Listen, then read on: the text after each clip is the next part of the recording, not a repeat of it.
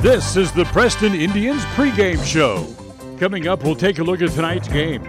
We'll hear from the coach and look at the pregame stats all leading up to tonight's action. You're listening to live coverage of the Preston Indians on 105.5 FM, AM 1340, and mylocalradio.com.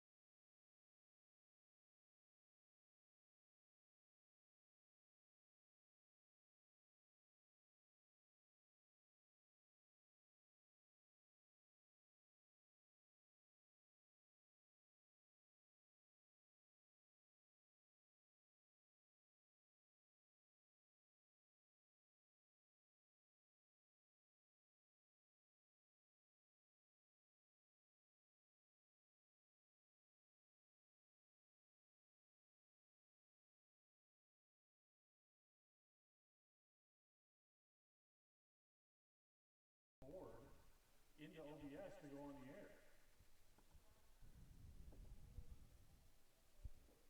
Yes. I can hear myself, but John back in the studio says he can't hear anything.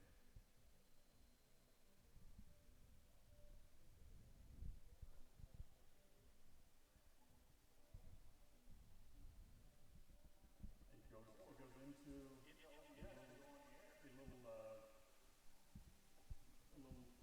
UBS USB connection that goes in around the box. I can hear myself, but John back in the studio says he can't hear me.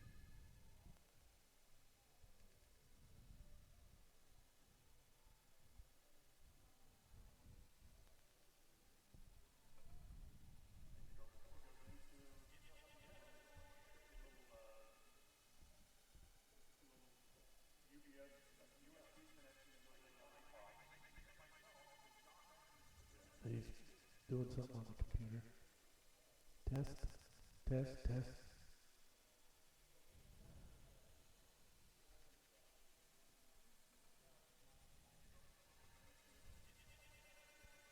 My mic's on.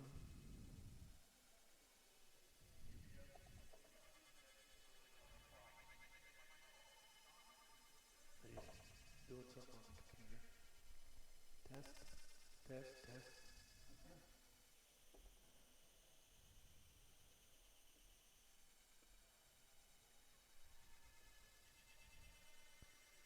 We have a countdown clock, do we? That's me talking right here on the video.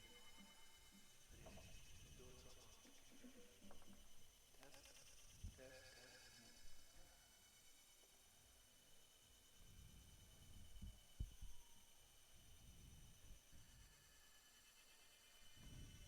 We have a countdown clock, do we? Talking right here on the video.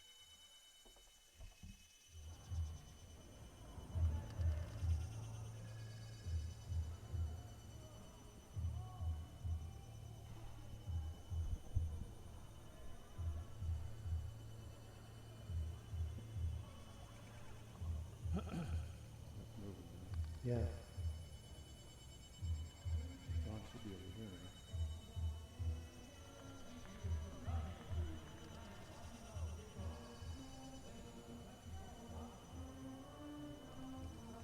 Check 1, 2, test, test.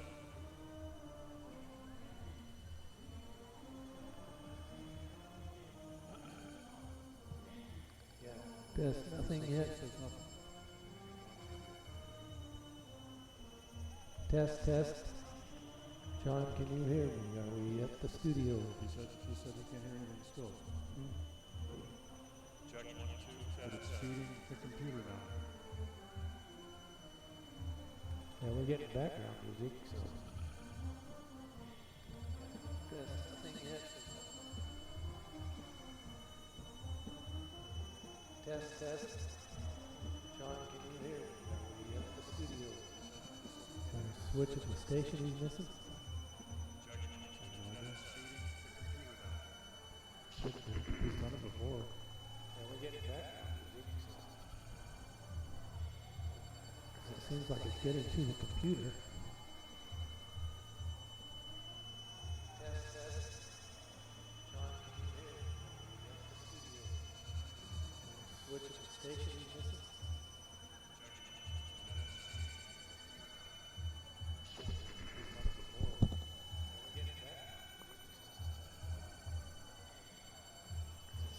Getting to the computer. Switch at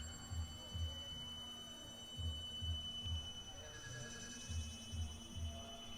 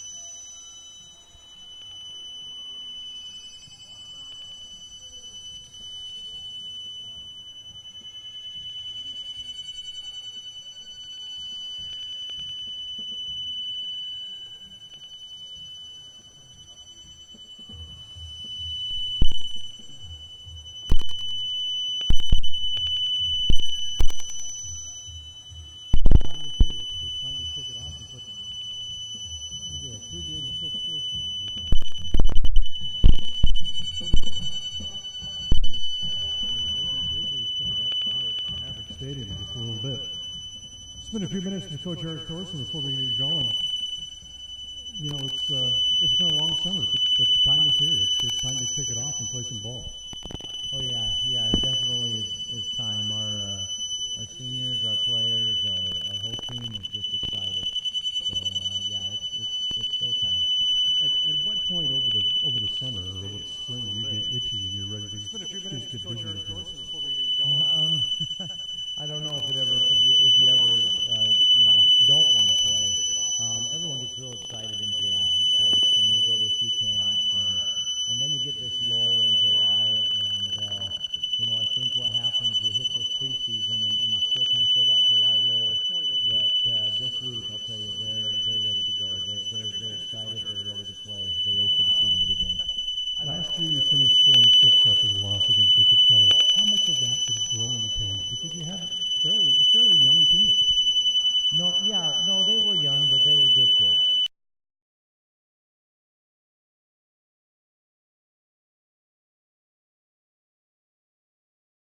It took us a few games to kind of instill faith in the system. It took us a few games for them to get used to a coach that called things different, that ran things different.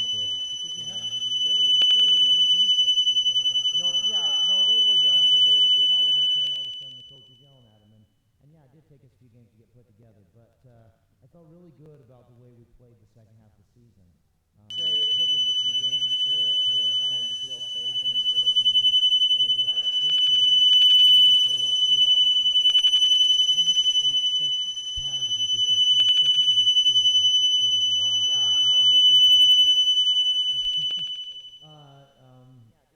Ty is a unique player, and I would have to take a minute to think about how he went through last season, because I don't know that I could put a thumb on one thing.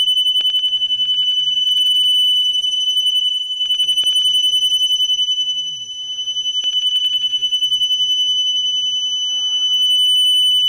I would say he's very comfortable with the system, so you're going to see him take more charge of the system, of the offense this year. You're going to see him executing, looking for things, and hopefully he has his best football ahead of him. I've been out of practice a couple of days over the last couple of weeks, and you looked at me the other day, just you and I kind of standing off by ourselves, and you said, I'm nervous about this game coming up. Yeah, of course. I have a lot of respect for Logan, the tradition of the program. I have a lot of respect just to be playing Logan. And I have a lot of respect for playing at a college stadium and the experience it is. And I want everyone on our side, obviously, to just go and play the best we can. I don't know that I'm really concerned. I don't think I'm nervous about what that scoreboard says when we walk off the field. I do want to. I'm nervous about how we perform, how we hold ourselves, how we execute. I fully don't expect everything to go right. How do we respond? What kind of character we have. So those are the things that I want to. That's just going to have to wait and see until we get there. All of the teams in Cache Valley, the Utah end of Cache Valley, all went through coaching changes over the off season. How do you get ready to play a team like Logan, knowing that they have a new coach coming in? Well, first thing you do is you throw out all the old film, and then just put all your focus on what you see the next 2 weeks. You try and analyze them, dissect them. You look at all the things that we have the advantage of being able to see 2 weeks of film on them. They have the advantage of having 2 games under the belt. To be honest, I don't know which one I'd choose, but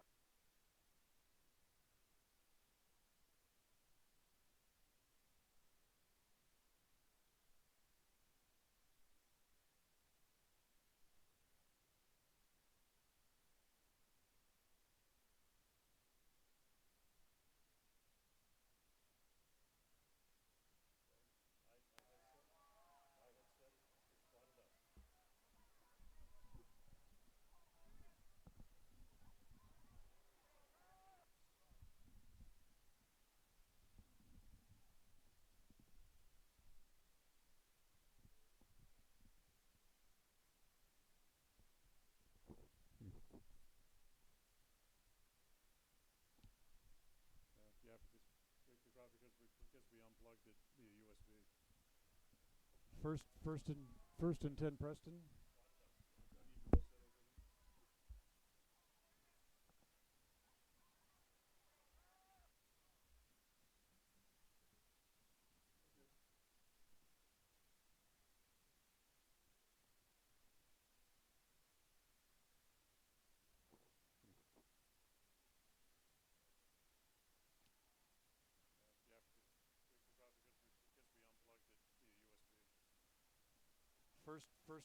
First and 10, Preston.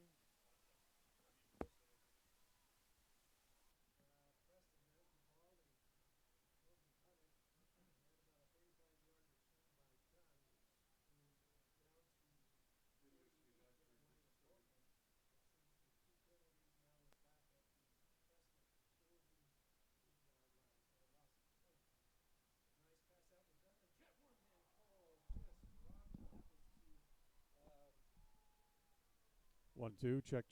1, 2.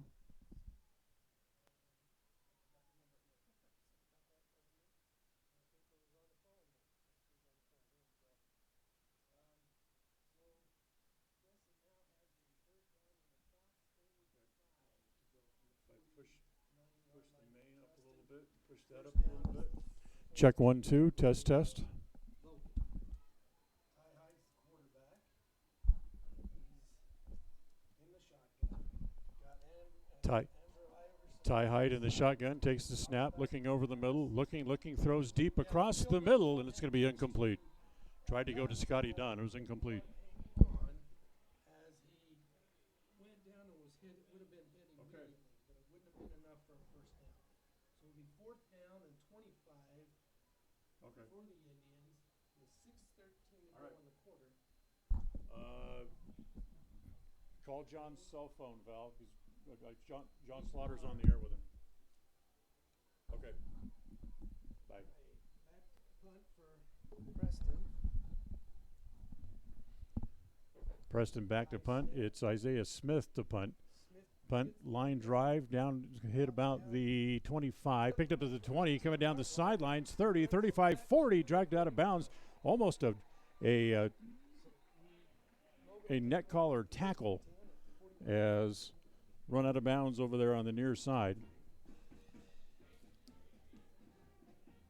It was Isaac Larson who was run out of bounds.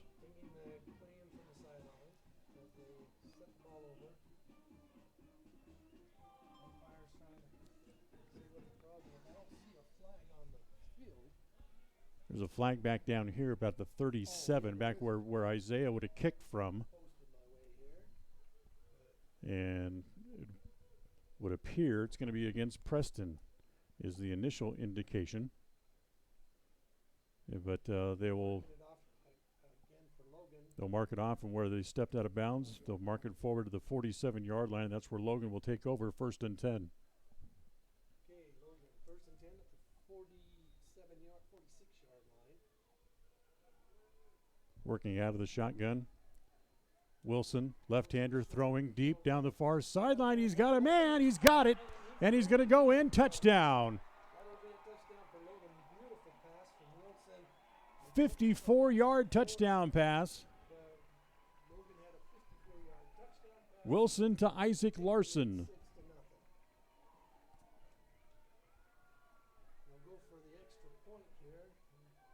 Right on the money as Larson just outran his man on the coverage and was able to get open. Larson was the receiver. Kicker is, you got a name for me here? We got Dan doing the board and trying to get the radio going. As the kick is up and good. And it's Logan on top by a score of 7-0 here in the first quarter. We'll take a timeout. We'll be right back with the kickoff right after this. KACH, MyLocalRadio.com. Hi, this is Nate Romrell. I am the sales manager here at West Motor Ford. Most of our vehicles, including every single new car, comes with a free lifetime powertrain warranty and 4 free oil changes. That includes your diesel pickup trucks. We have a price match guarantee that we will never be beat on a price on any new and most used vehicles. Come on down and see us here at West Motor Ford. Our address is 801 North State Street in Preston, Idaho. WestMotorCompany.com. KAC. 54-yard scoring touchdown pass from Wilson to Larson. And Logan's on the board first, and they'll kick it back here to the Indians. Kind of a short kickoff. It's going to come down about the 8-yard line. Taken there, straight up the middle comes Andrew Iverson, slips and loses his footing. He's down at about the 24. Mark it at the 25. 1st and 10 there for the Preston Indians.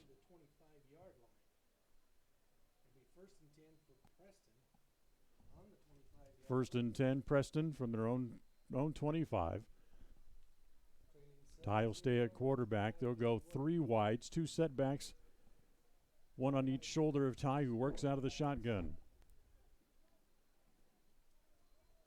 Setbacks are Smith. They fake the handoff to Smith. A little misdirection play. Andrew Iverson going to get across the 25. Hit pretty well as he got across the 25-yard line. Gets maybe to the 26, so give him a gain of 2.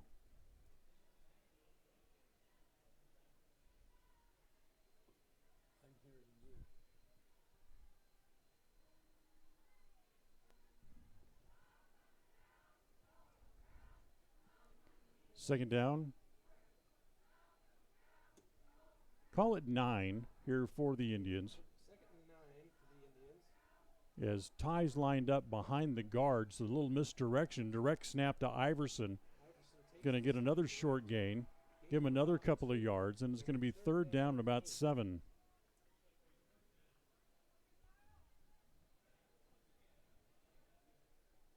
So Ty lined up behind the left guard, and the direct snap went to Andrew Iverson for a short gain. Actually, just give him 1. It's going to be 3rd down and 8. You can hear me in the studio. That's a good sign.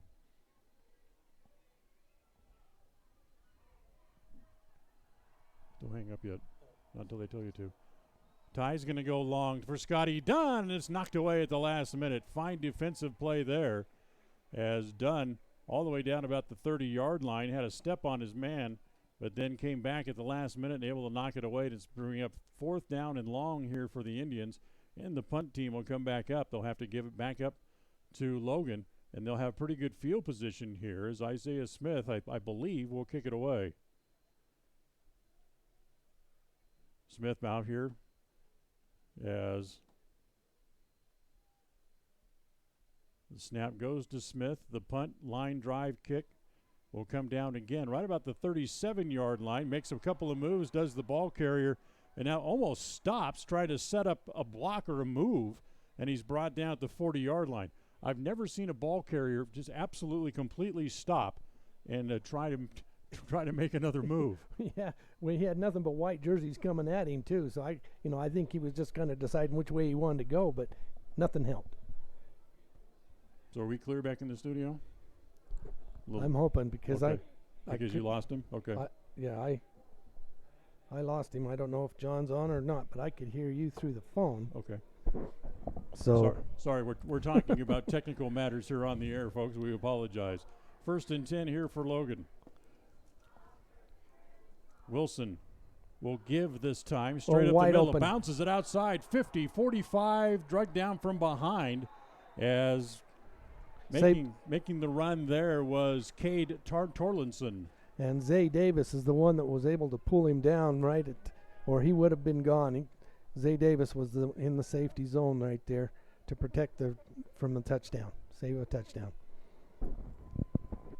23-yard gain for Torlinson. 1st and 10.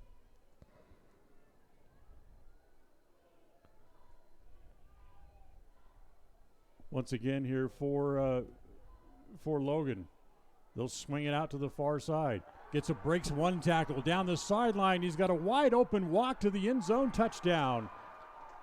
Yeah, That's going to go 37 yards for the touchdown. Caden Bernard was the only one in the safety, but he took the wrong angle to get him out of bounds around the 2 or 3 yard line, and he just kind of juked him and went into the end zone. That's another pass to Larson for another touchdown.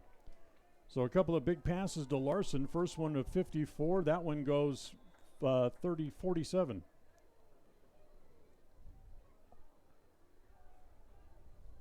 Logan getting out to a great start here with 2 touchdowns and 2 extra points.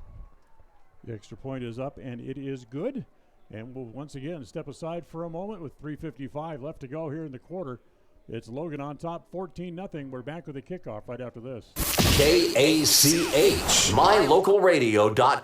More and more people are moving to the Preston area to live and retire. Since 1978, Ralph Construction's been building custom homes in the Blue Sage Park community, the only 55-year-old plus community in the city of Preston. Come see the downsize, no-hassle lifestyle that Blue Sage Park offers. Ralph Construction will build to your custom specifications, or you can choose one of their existing floor plans. They're just starting phase 2, so there's plenty of great lots still available. Ralph Construction. Call for more information, 435-232-1837. Lawn care and snow removal included. Blue Sage Park by Ralph Construction, 435-232-1837.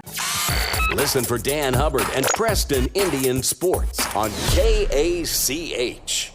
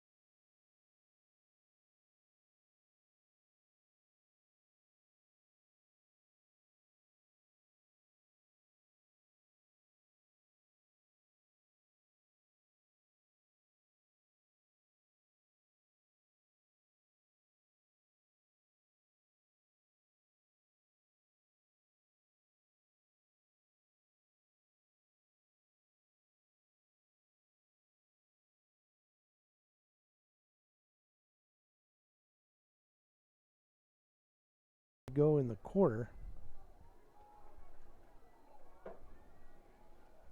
So timeout by the Indians. We'll take another short commercial break. Back right after this. 3rd and 10 coming up for Preston. Be right back. KACH, mylocalradio.com. It's always refreshing to shop where you know you're appreciated. It's even better when you can get everything you need. Quality parts at fair prices. The team at Preston Auto Parts CarQuest appreciate every customer. They work hard to make sure that you have the right part the first time, on time. Whether it's motorcycles, farm and ranch, lawn and garden, or car and truck parts, you can always get it all at Preston Auto Parts CarQuest. Stop in today at 17 South State Street in Preston. KACH. 3rd and 10 for the Indians. Hyde rolls right, still rolling, looking deep, going deep. There's Dunn, and he turns around, makes the catch. Flag comes down late, but Dunn makes the catch all the way down to the 33. And there was defensive pass interference. There's a flag. Defensive pass interference as the defender turned and tried to push Dunn just before the ball got there. So that'll go against Logan. It should stand, and if it does, it'll be a gain of 38. And it will. Pass interference against Logan. That'll be declined. And it'll move the ball all the way down to the 33 of Logan. Where the pass was caught because they'll decline the penalty. So first down for the Indians. Dunn actually had outrun the pass. He had to stop and wait for it. 4 wides here for the Indians. 3 to the right in the formation. Single receiver left. 1 setback. They'll give it to that 1 setback. That's Iverson, and he's run over as soon as he gets the ball. Yeah, that was a blitz by number 44 from Logan. He's their big defensive back. He plays nickel, and he comes in. He came in untouched. Picked Iverson up right after he got the ball. Isaac Hopkins is the man responsible for the tackle. He's a big boy. He's probably 6'4", 6'5". Don't have any stats on him. Second and long here for the Indians. Again, Ty's going to roll right, looking, tries to just duck his shoulder down. Gets back to the original line of scrimmage, so he's going to pick up about 4 yards on the scramble. Let's bring up 3rd down and 10 again. Yeah, he was hoping Isaiah would be able to break from his man deep down the field. He pumped twice, threw in the fake, and then when he started off to run, the defensive pulled up a little bit, but he should have kept running then rather than stopping one more time. He would have had another 2 or 3 yards at least. So 3rd down, make it 11. First, I want to apologize for the technical problems that we had. Then thank you for sticking with us. And thank John Slaughter for doing a little play-by-play on the phone until we got things figured out. So here we go. 3rd down and 11 for the Indians. From the Logan 35-yard line. Hyde's going to roll left this time, looking underneath, throws toward the corner, and it's going to be just off the fingertips of Isaiah Smith, and it'll bring up 4th down. Yeah, Isaiah had a shot, but he was looking for the ball and didn't keep his speed up, so the ball kind of sailed over the top of him. He did get it with his fingertips. Did tip it away. So 4th and 11, and it's kind of in that dead man zone that it's too close to punt, too far away for a field goal try. Well, on their first series, they went on 4th down, and they weren't able to get it. They sacked Ty back about 10, 15 yards. So this here will have to be a quick release because they're coming after him. There they are. 3 receivers left. He just kind of flips it up in the air, and it's almost intercepted. The intended receiver was Garrett Ward, but Garrett I don't think ever saw the pass. And they'll turn it over on downs. It was actually thrown behind Garrett, and the defender had his back to the ball and had his hands back. It almost went right in the back. He almost caught it right off the back side of his uniform. Would have been a terrific catch by them, but yeah, it's Isaiah was unable to get to the ball that time. So here comes the Logan Grizzly offense again. With 2:32 to play here in the first quarter. Logan on top 14-0. And other than the first possession, Logan's been able to capitalize on the last 2 possessions. Big hole right up the middle. There's nobody there. Trying to chase him down. Dunn going to chase him down from behind and runs him out of bounds at about the 23. It was 22. It's going to be a 32-yard run for Ethan Stone, the junior.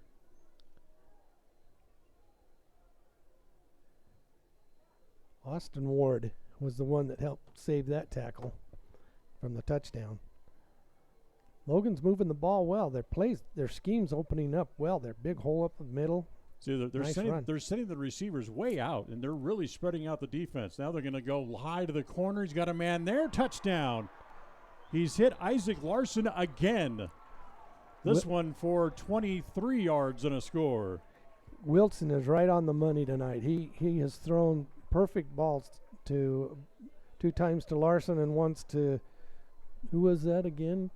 All 3 were Larson. Oh, all 3 to Larson again. So their connection, they're working hard together, those 2. So good two good plays by Logan, 3 good plays for touchdowns. So once again, here comes the point after try. As the spot, the kick is no good. No good this time. He kind of shanked it and pushed it a little bit right. So with 2:17 left to play in the quarter, Logan leading by a score of 20-0, and we'll keep it here for a moment. As talk about Preston and talk about the way that things have started. And it's difficult enough for Preston playing their first game, but they're taking on a team that has 8 quarters under their belt. Right, and Preston, with their being their first game, we know there's going to be mistakes. We know there's going to be miscues. We know someone's going to get confused. But, it's really hard to play a team like Logan. And, give them credit. I give them credit. Their timing, their offensive timing has just been fantastic. They've given us a little bit of yardage on defense. But, their offense is clicking. That comes down. The kick comes down to Andrew Iverson, straight up the middle. Gets across the 25. He's tripped up, falls forward to about the 27. That's again where the Preston offense will put the ball back into work. As 1st and 10 as the referee sets it down at the 27-yard line. The first games are always a little bit of a learning curve. And but Preston's really not looking that bad for a first game, really. No, you're taking on a team that is well within its stride now, having played 2 games. Although, even though they're both losses, they certainly played well enough last week to win. Pitch is outside to Iverson. He's cut off, breaks 1 tackle, tries to wiggle his way out of a couple of more.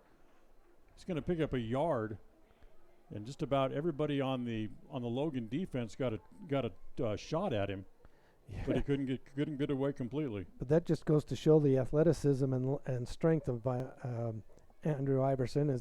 It took 5 or 6 of them to get him down, and he broke 2 or 3 of those. So 2nd down, 9 here coming up for the Indians. 4 receivers into the pattern, trips right as Hyde's going to roll right, throws underneath. It's low. Flag comes in late as the pass completed to Scott Dunn. Usually a hold on Preston, I think. Short gain. Flag was in behind the play in the defensive secondary. So we'll have to see exactly what this might be. Illegal man downfield against the Indians. So wipe the reception off the board.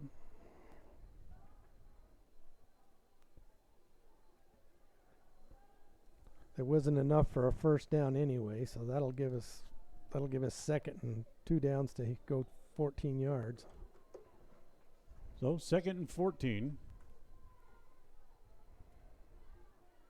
They'll go, again, 4 receivers into the pattern, twins to each side.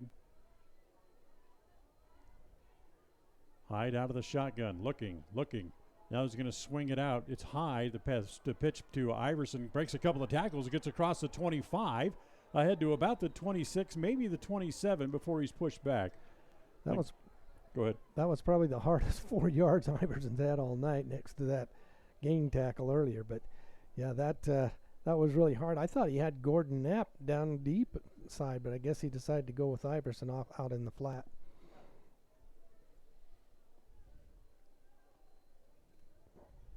So it's 3rd down and long again, 3rd and 11. And this time they're going to go 3 receivers left, single receiver right.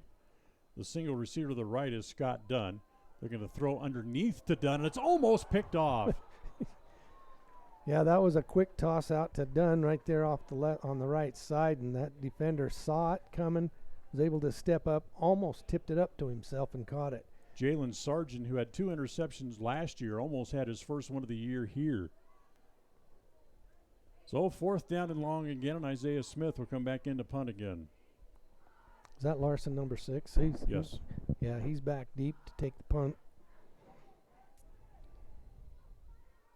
Snap to Smith, gets the punt away, no pressure, as it'll roll out of bounds at about the 37 or 38-yard line. As again, the Logan offense will come back out into the field. 11 seconds left here in the first quarter. They're going to mark it at the 35. Wow, gave him a good bounce. Yeah. So 1st and 10 from the 35 this time. Hey, we're glad to have you with us. Dan Hubbard and John Savage with you here tonight from Close enough. It's That's close close enough. John enough. Slaughter. I don't know where Savage came from. From Maverik Stadium here at Utah State. Next Friday, a week from tomorrow, the Indians will make their home opener, as it'll be a 7 o'clock kickoff, as they'll be taking on Jerome. The Tigers come to town next Friday night. Inside handoff again. Cool face Kind mask. of runs right into a man, as first man to make contact was Connor Schaefer, the big senior, and then held him up long enough to where several of his teammates could come over and help and wrap up the play. That's the end of the quarter. As Logan came out, once they got their footing established, they went pretty well.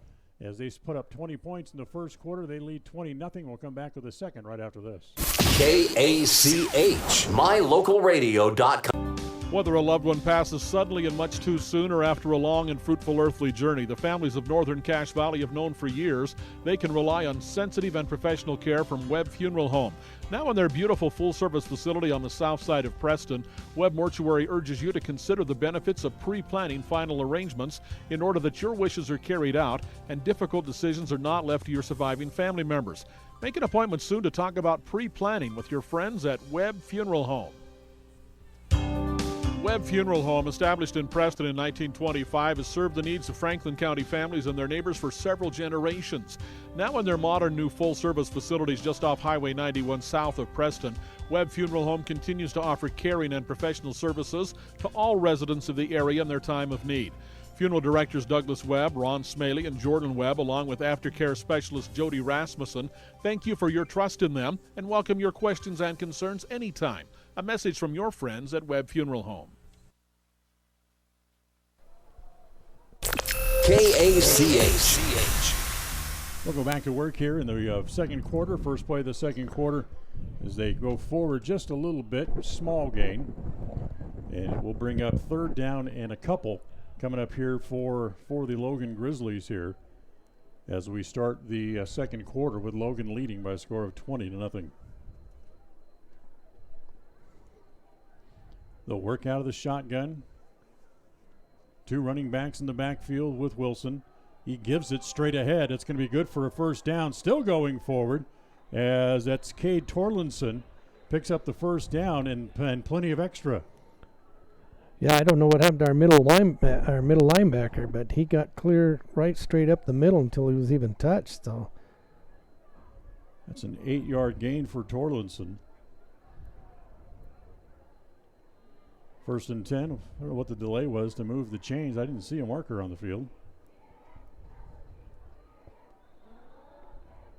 Larson back onto the field. He's going to go over and split out to the right. So three receivers in this formation, all of them to the right side for Wilson. The left-hander looking, throws underneath, and it's going to be dropped as the intended receiver was Alex Trujillo. He just about got tripped up as he let the ball go and may have affected how he threw the ball just a little bit. Not only that, the catch could have been a catch, but was there to stop the run immediately, and the ball came out. So it was close to a fumble.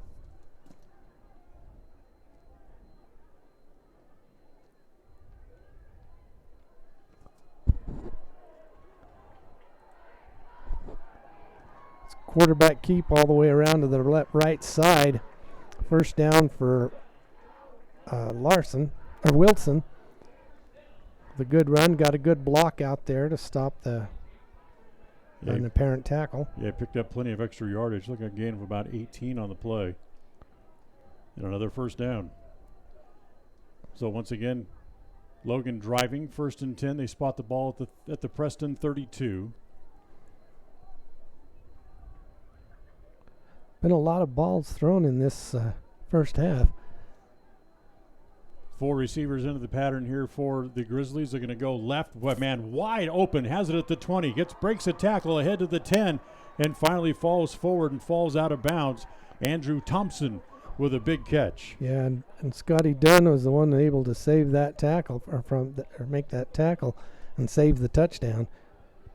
But you can definitely see where Logan's clicking on their all offensive line.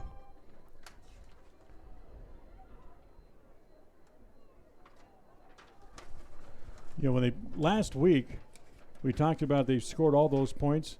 The Grizzlies rolled up over 500 yards of total offense, 553 to be exact.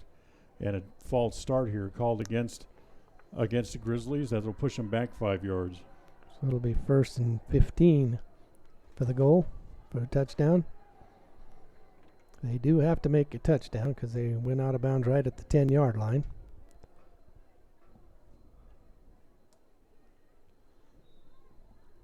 So 1st and 15.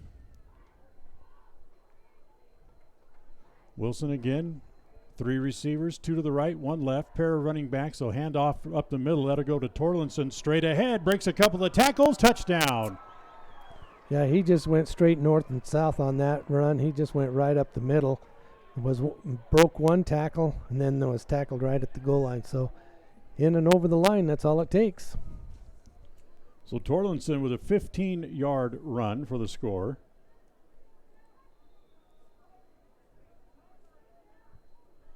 And here's the point after attempt again to try to make it 27-0.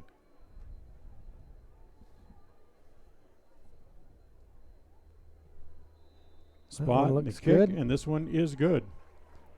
So it's 27-0. About a minute and a half into quarter number 2. We'll come back. The kickoff coming up right after this. KACH, mylocal.radio.com. At Franklin County Medical Center, their goal is to get you back in the game, back to work, and back to your normal way of life. Franklin County Sports Medicine and Rehabilitation Center has a team of therapists who specialize in providing you an individualized treatment plan, helping you reach your goals, working with doctors from all over the region to make your recovery convenient and close to home. Call today so you can stop suffering and start healing. Franklin County Medical Center, where hospitality and excellence. KACH.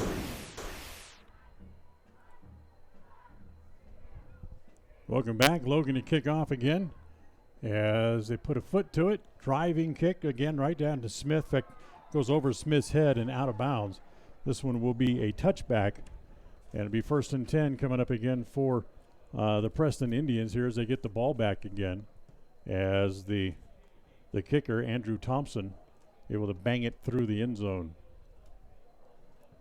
So we told you that Logan had 553 yards of total offense last week, John. 431 of that came on passing yards from Mr. Wilson.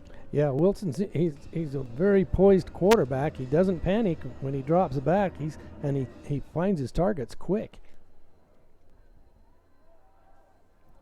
Ooh, it was underneath. Yeah, that was to. The pass underneath goes to Garrett Ward. And he was hit quick and immediate. I mean, immediately. Able to pick up 6 yards on the play.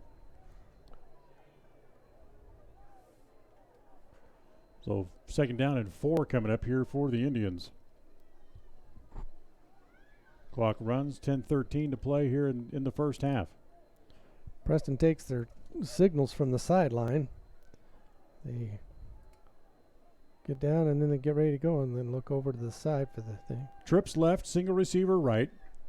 Iverson the lone setback. Hyde rolls left, looking, pump fakes. Now tries to throw outside, and it's too tall as they try to get it to Tate Green out there, but just a little bit out of his reach.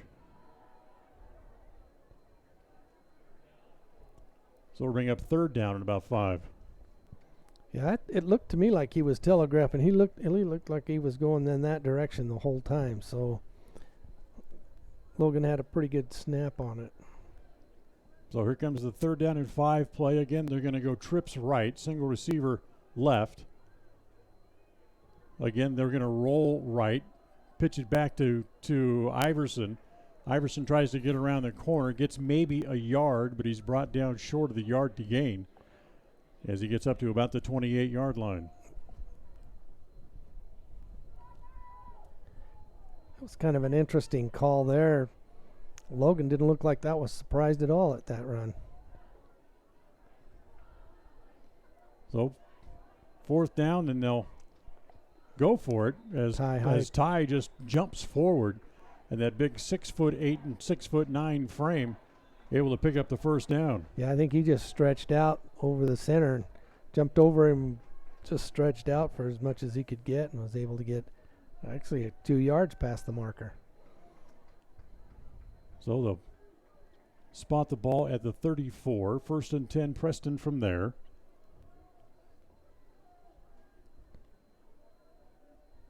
As Ty again rolls left. Again, pitch it to Iverson, trying to get around the corner. Breaks one tackle. He's hit from the side as he tried to look back and make a move on another man, but he gets positive yards out of that as well, as Iverson will pick up only 5 yards again, so it brings up 2nd and 5. Nice run for Iverson, as Andrew last year was the leading ground gainer of all the people who came back to this year's team. Last year, Andrew had 408 yards on the ground. Ty throws out to the flat, gets first down, and he's got some speed. 40, 30, 20, 10, and all the way down, and the touchdown as... I couldn't catch the number, 81? That's going to be a 57-yard touchdown pass. Cade Harris? To number Cole Harris. 81, Cole Harris, and Preston's on the board. Yeah, that was perfect throw. Cole was just able to stretch it out, and then once he got past his defender, he just outran him all the way to the end zone. Great speed on Cole. I was surprised to see that. I just hadn't known him, his speed. I believe this is Scott Dunn on to try the extra point. As the kick is up, and it is good.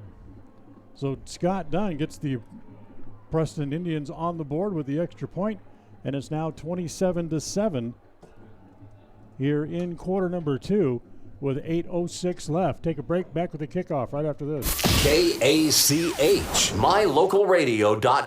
More and more people are moving to the Preston area to live and retire. Since 1978, Ralph Construction's been building custom homes in the Blue Sage Park community, the only 55-year-old plus community in the city of Preston. Come see the downsized, no-hassle lifestyle that Blue Sage Park offers. Ralph Construction will build to your custom specifications, or you can choose one of their existing floor plans. They're just starting phase 2, so there's plenty of great lots still available. Ralph Construction. Call for more information, 435-232-1837.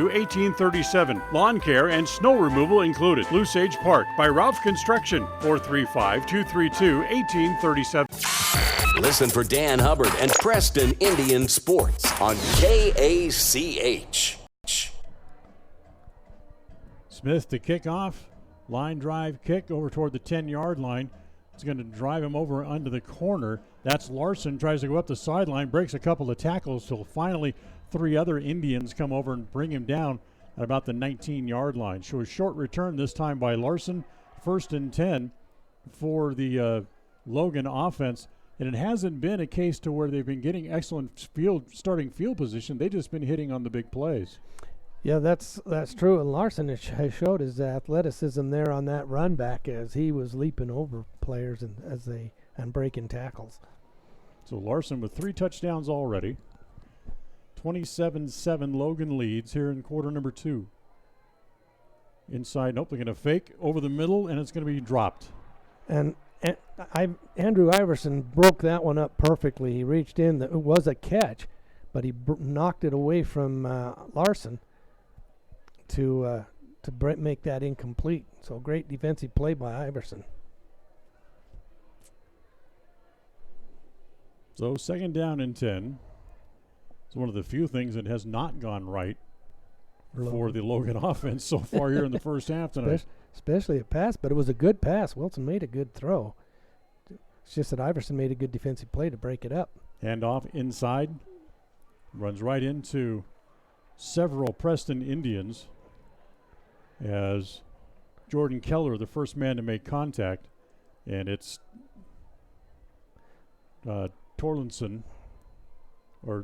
Torley, I should say, getting off the bottom of the pile. Picks up 4 yards on the play.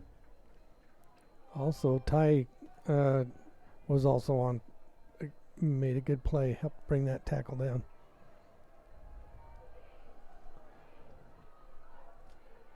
Again, he tries to throw through the outside shoulder, and his receiver broke inside. So that's going to fall incomplete and bring up 4th down. Yeah, this is a rare punting situation for Logan, other than the first series. I was just about to say, just the second time, right? Second punt for Logan.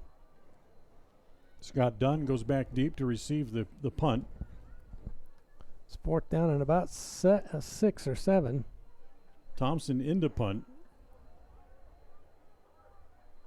He's averaged about 44 yards a kick so far this year.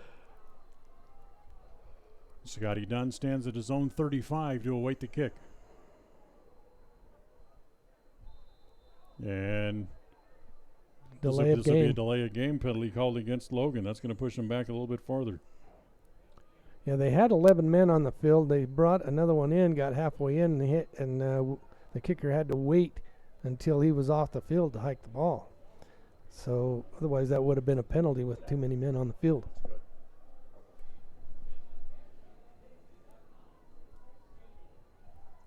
So still 4th down, 4th and 11 technically now, as Thompson stands inside his own 5-yard line. Here they come after him. He just did barely get it away.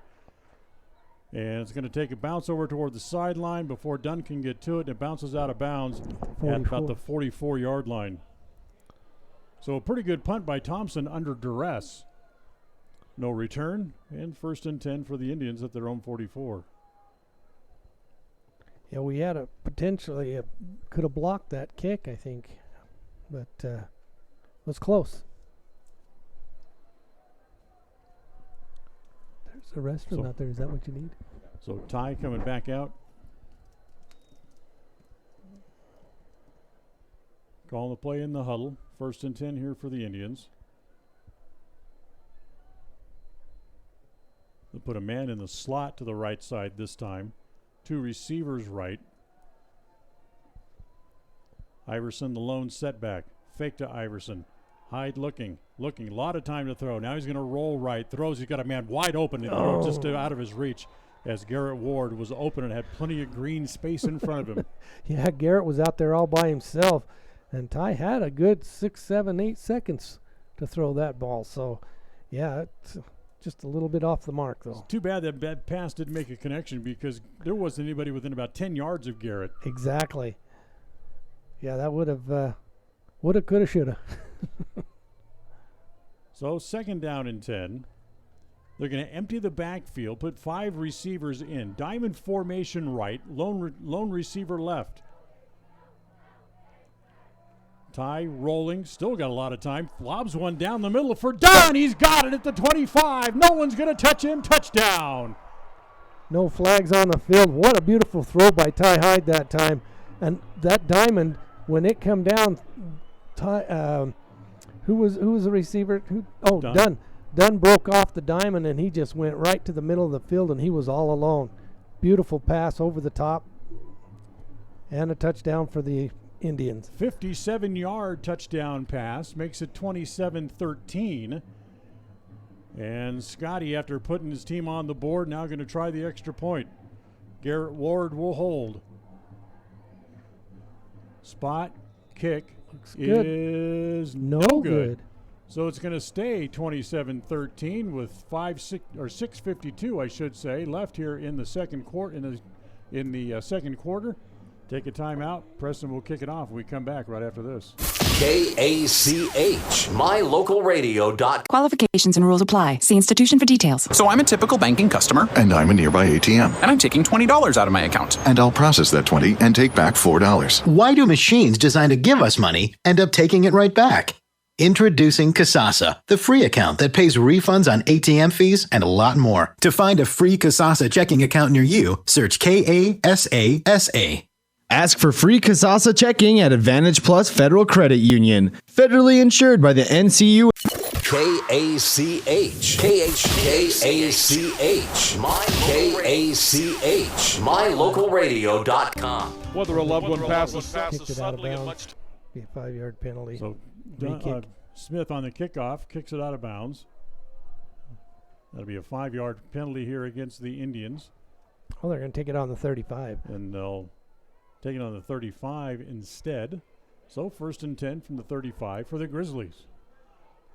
So it took a quarter But the Preston offense now all of a sudden looks like it's starting to get its feet under itself. Well, Rosette out of the shotgun in the backfield. Handoff straight ahead goes to Torley. Good run, and Zay Davis is the one that saved him, brought him down after about a 6-yard gain, 7-yard gain. Second down, call it 3 as they spot the ball at the 42. This time they'll go 4 receivers, 2 to each sides. Again, same play hand up off. the middle. Torlinson breaks it outside, 35, runs out of bounds. Another big gain. Went from the 42 to the 35. Runs for 23 yards. Then another first down. That middle has been working for him all night long. Don't forget, coming up at halftime, we'll have the Ralph's Construction halftime report for you. We'll talk about this game. We'll talk about some of the other games going on tonight.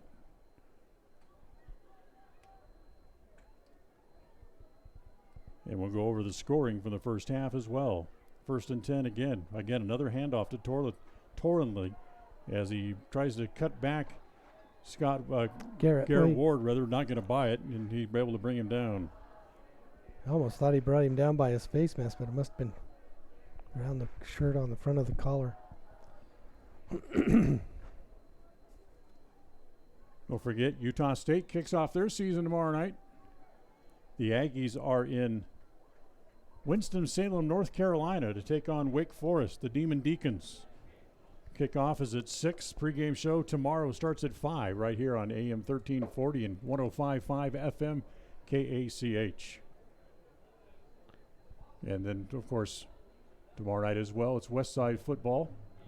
You'll be able to hear the Westside game in its entirety following the Utah State game. But something new this year is on our website, you'll be able to follow the audio live with the Westside game. Just simply go to mylocalradio.com, scroll across the top to sports. It'll click on that, a little drop-down menu will come up. Click on Westside, and there'll be a link there to the game. Second down and 8, 5:55 left here in the first half.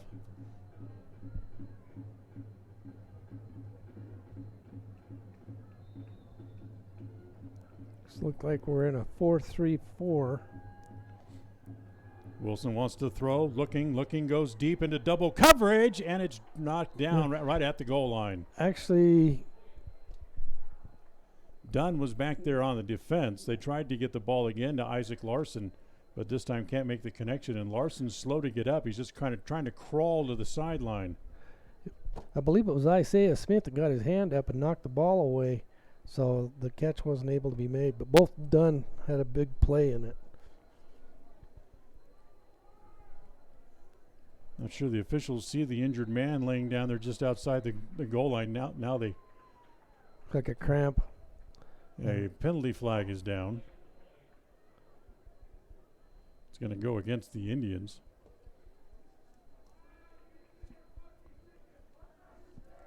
They obviously don't notice him laying down there. They need to stop the play. Well, he's off of the field. I realize he's off the field, but he's also not at the bench. Right. 5-yard walk-off. Third down and about 3 here. Handoff inside goes to Torlenley again. Zay Davis bulldogs him down, grabs him by the shoulder pads from behind, and looks like he's going to be pulls short. him down. Yeah, that was a good tackle by Zay. No gain. 4th down and about 3. This is an interesting decision for Logan. They're up by 13, 14. Larson's up and starting to walk back now toward the bench area. 4th down, 3. Swing pass is complete to get it outside to Shopbell. His first touch today. Gets inside the 10 and he's knocked out of bounds there. 1st and 10 now for the Grizzlies.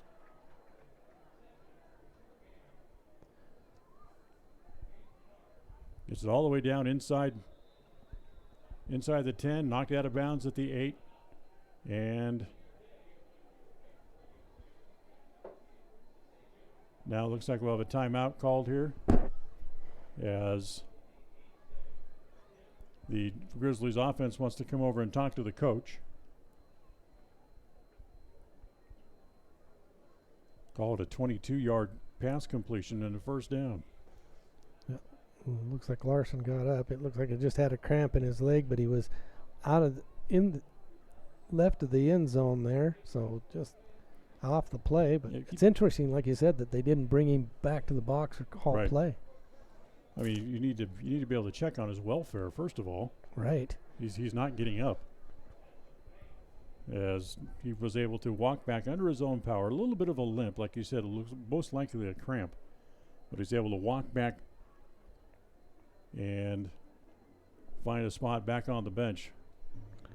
Well, the Preston defense is going to have to rise the occasion here, because if we don't want to go up another touchdown before halftime.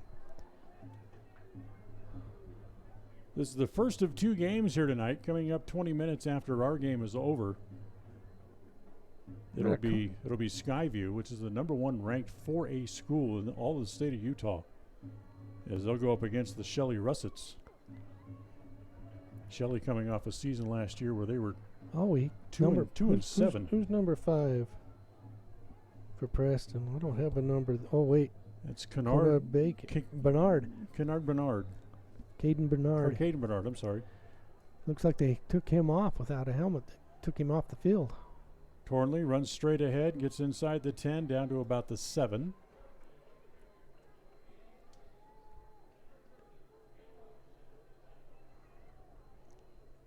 So he picks up about 3 yards on the straight ahead run. Line to gain at the 1 yard line for a first down, but so it's 2nd and 5, 4, 6. Another man coming off just a little bit hobbled for the Grizzlies. 2nd down and about 6. 3 receivers left. Single receiver left. Wilson looking right, steps up, and they got him. Hyde has him by the shirt tail, and then 3 other Indians come over and help bring him down. Yeah, Zay Davis was in there, helped to bring him down. So actually a loss of about 3 yards. Yep, moves him back to the original line of scrimmage, so it's back to 3rd down and call it 9.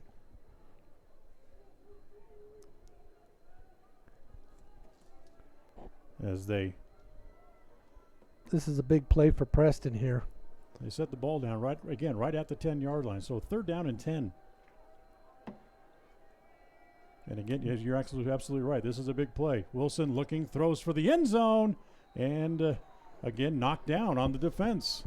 So incomplete pass brings up 4th down and 10. Well, Ty Hyde came in full almost untouched and put a lot of pressure on Wilson, and he underthrew it because it bounced about 5 yards in front of the intended receiver. Wholesale changes here. Looks like they're going to bring on Thompson, so they're probably going to try a field goal attempt, it looks like. And they will. They'll put the ball down at call it the 16. So this will be a 26-yard attempt from straight away.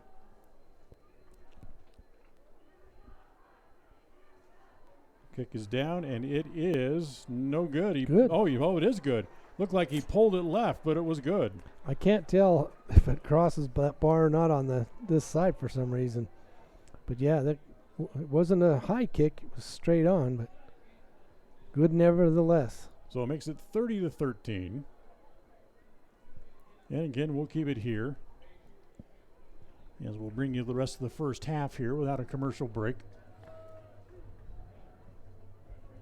With Logan on top, 30-13. Once again, stay tuned for the Ralph's Construction postgame report coming up after the first half is over.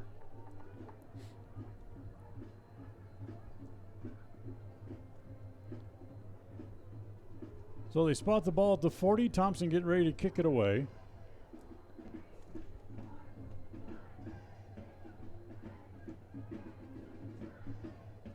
Three men back deep for the Indians. As Thompson comes forward, boots it away, And it's going to come to Isaiah Smith. He has it at about the 8-yard line. 20. Breaks it outside. 25. Has a little crease. 30. Up to the 35. Falls forward about the 36. Nice return by Isaiah Smith. Yeah, he actually had a little bit of room going down the left sideline, Preston's sideline, and great running by Isaiah Smith. So they put the ball down at the 37. 1st and 10 for the Preston offense. 3 minutes and 24 seconds left here in the first half. Let's see what the offense can do. Yeah, plenty of time. No need to hurry it. They've got the clock on their side, basically. They can get it in the end zone. They can go in down to 10. Yeah. 10-point advantage for Logan. It's certainly where you'd like to be after they jumped out to that big lead. Right. But it was good that the defense held them to just a field goal on that last possession by Logan. They've lined up 3 receivers to the right. Ty didn't like what he saw and called a timeout. So timeout Preston, still with 3:24 to play here in the half. You know, that's one of the things that Coach said he was going to do with Ty this year is give him a little bit more responsibility. And so, you know, Ty has the decision. He doesn't like what he sees. He's going to call a timeout.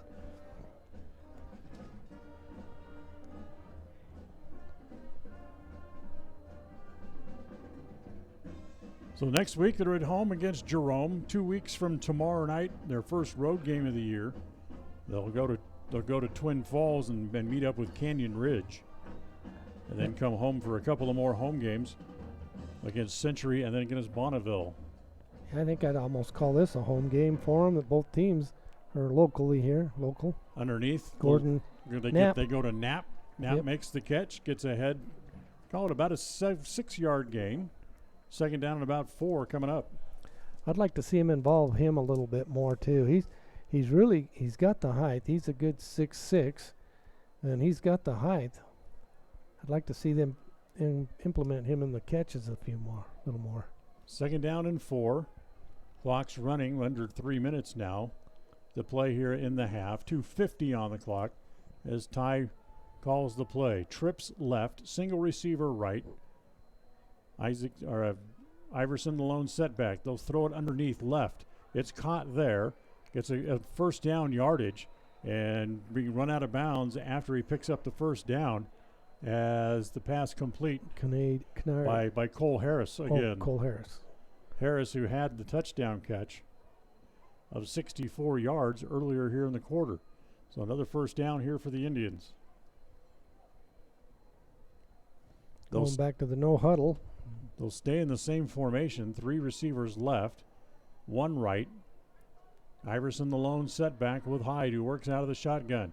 Underneath, Ty fakes, pump fake looking deep. Now throws over the middle, throws high, and it went through the hands of Garrett Ward and then in and out of the hands of Isaiah Smith as well. Yeah, Isaiah Smith had him in the bread basket. It couldn't have been better target. As hard as that ball was thrown, it probably deflected a little bit off of Ward's hands. And yeah, that's something we don't see up here, how hard that ball's thrown, but it was zipped. So now they're going to empty the backfield again. They're going to go back to that diamond formation right, lone receiver left, empty backfield. So it's Hyde back there all by himself out of the shotgun. 4-man rush. Looking. Now Ty has to roll, throws underneath, and try to get it to Smith. It's caught, but it's short of the 1st down. But short of the 1st down. 1:54 to go. They'll mark the ball up to the 43-yard line. It's going to bring up 3rd down and 1. Actually, mark it at the 41. They moved it forward a little bit more. So 3rd down and a yard. Give it to Isaacson. Tries to power forward, and he's not going to make it. It's going to be just about half a yard shorter or so. Yeah, Iverson just short. About a yard. We'll call the yard short. So the 1st down, 4th and 1. 4th and less than 1 with 1:15 to play. Ty Hyde over the middle, I'm expecting. Tried to get him to move. They had one of the linemen jumped, and now they finally called it. Ty pointed at him. And the official over on the line judge over on the far side finally said, yeah, you're right, he did jump. So he threw the flag. And that'll be an encroachment penalty and move the ball 5 yards, and it's another first down for the Indians. Clock stops with 1:10 to play. Logan's kind of in a prevent. They've only got a 4-man rush. They've got 7 backs. 4 wides for Preston, 2 to each side. Iverson stays by himself in the backfield. Again, Hyde working out of the shotgun. Takes the snap. They're coming after him. They got him. A couple of men there, and he's down all the way back to the 47-yard line. He only had 1 man to protect him because everybody was out to the outside, and there were 2 men rushing from the outside. Both of them came in on a blitz, and he had nowhere to throw. So a big loss, pushes all the way back. They spotted at the 45, so it's going to be a 10-yard loss on the sack, and Preston calls a timeout with 39 seconds to play.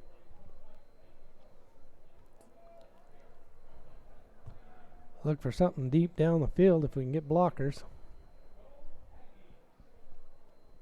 So 2nd down and 20.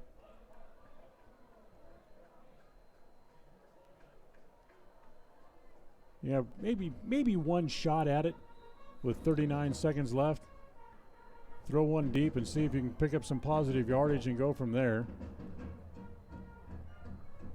Oh, a 2nd down. I don't know. They still might go out in the flat or a pitch out. Preston's now out of timeouts here in the first half. So if you're going to pitch out to the flat, you got to make sure you get out of bounds.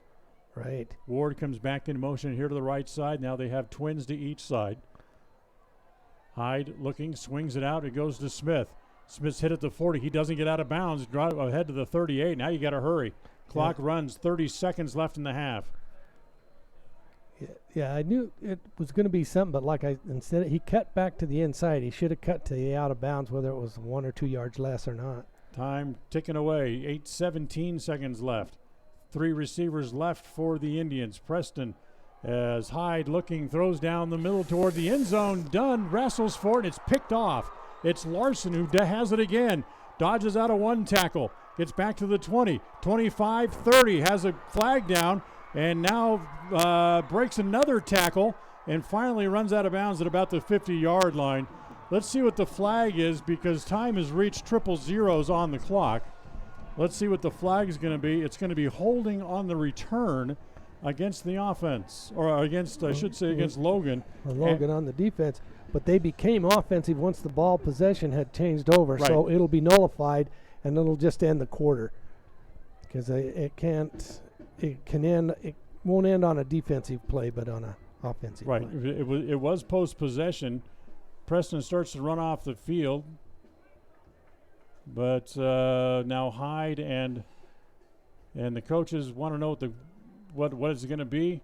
They're going to decline the penalty, and so it'll be just to pick up the flag, and that'll be the end of the first half anyway. So that's the way the first half ends. For the Indians, they fell behind. Logan able to jump out to a big lead, but still go off with a lead at halftime. It's Logan 30, Preston 13. Back with a halftime report right after this. KACH, mylocalradio.com. If you're doing some cleanup work around the yard, the house, the garage, or the farm, remember, you can turn scrap metal into cash when you take that metal to Idaho Salvage and Metal in Preston. They pay top dollar for aluminum cans, aluminum window and door frames, brass and steel. They take junk cars and trucks, farm equipment, and industrial gear. So rather than taking that stuff to the landfill, park it on the scales at Idaho Salvage and Metal on West Oneida in Preston. In business for almost 70 years, Valley Implement has been serving customers with integrity, personalized service, and accountability for generations. Their mission is to contribute to agriculture and the agricultural way of life when it comes to irrigation, equipment, attachments, parts and service, and precision farming. Valley Implement in Preston is here to work for you. Visit them today, 213 West 8th North, Preston. Valley Implement, all things agriculture. The Westside Pirates are ready to kick off a new season on the football gridiron this Friday night as they face the Firth Cougars. Last year, the Pirates compiled a 10-1 record and went all the way to the 2A championship game before coming up just short. Can the Pirates take that last step this year to bring home a 2A state title? That road starts this Friday night. Hear the game following the Utah State-Wake Forest game on 105.5 FM, AM 1340 KACH, and new this year, you can hear the game live on mylocalradio.com. It's always refreshing to shop where you know you're appreciated. It's even better when you can get everything you need, quality parts at fair prices. The team at Preston Auto Parts CarQuest appreciate every customer. They work hard to make sure that you have the right part the first time, on time. Whether it's motorcycles, farm and ranch, lawn and garden, or car and truck parts, you can always get it all at Preston Auto Parts CarQuest. Stop in today at 17 South State Street in Preston.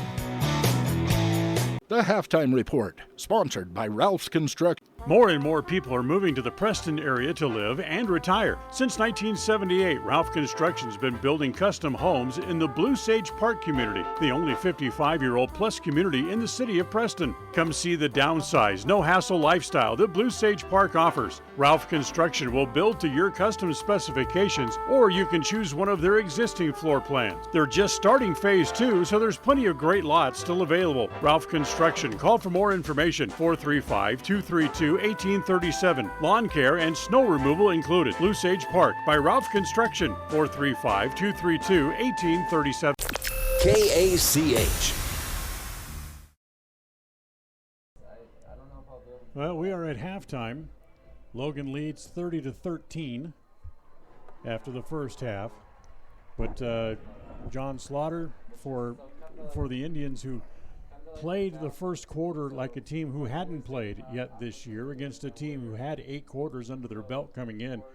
The Indians were able to rebound and push the ball down the field in the second quarter and put up a couple of touchdowns. Right. Even though they equaled them in the second quarter, I feel that, like you said, the score's indicative of someone who has played a couple of games under their belt, and we were trying to find ourselves. I think the second half could be an interesting story. We'll see what happens, but let's take a look at the positive things for Preston right now, and that is defensively they've made a couple of good stops. Right. They've got people trying to figure out their positions, but they're strong. They're big. They're strong. They're doing all the right things as what a first game jitters, of course. But, I think you're going to see Preston rebound a little bit the second half.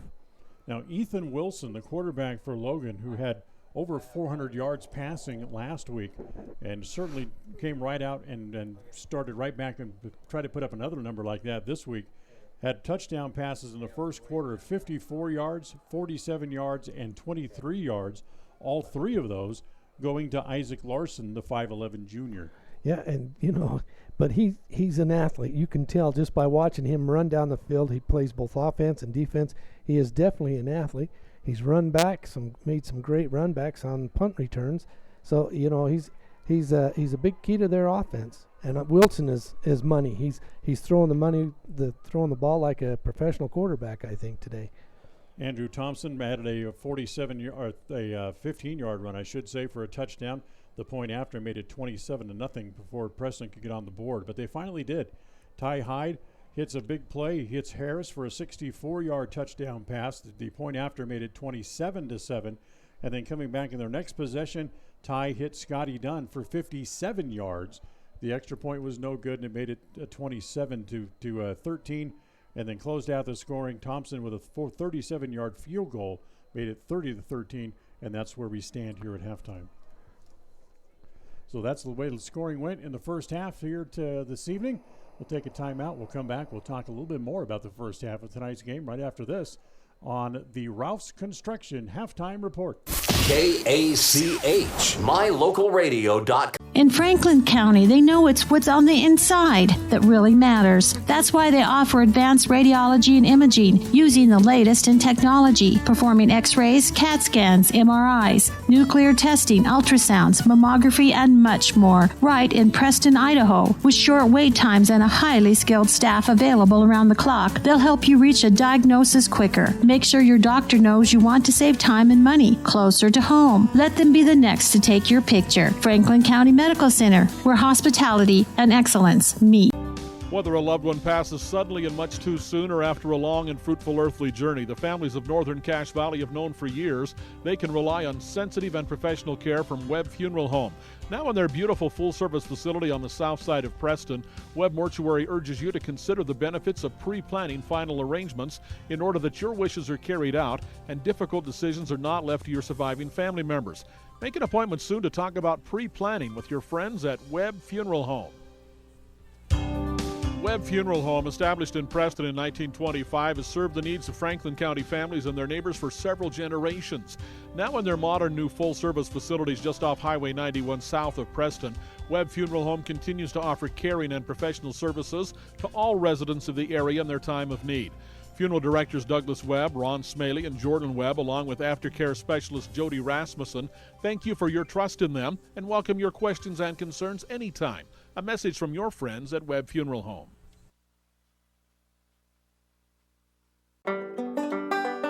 We are Dairy West. That means we are milk people, family people, animal people, people people. We are environment-loving people, giving back people, job-creating people, and glass all the way full people. As your local dairy producers, we are more than farmers. We are Dairy West. KACH. KACH.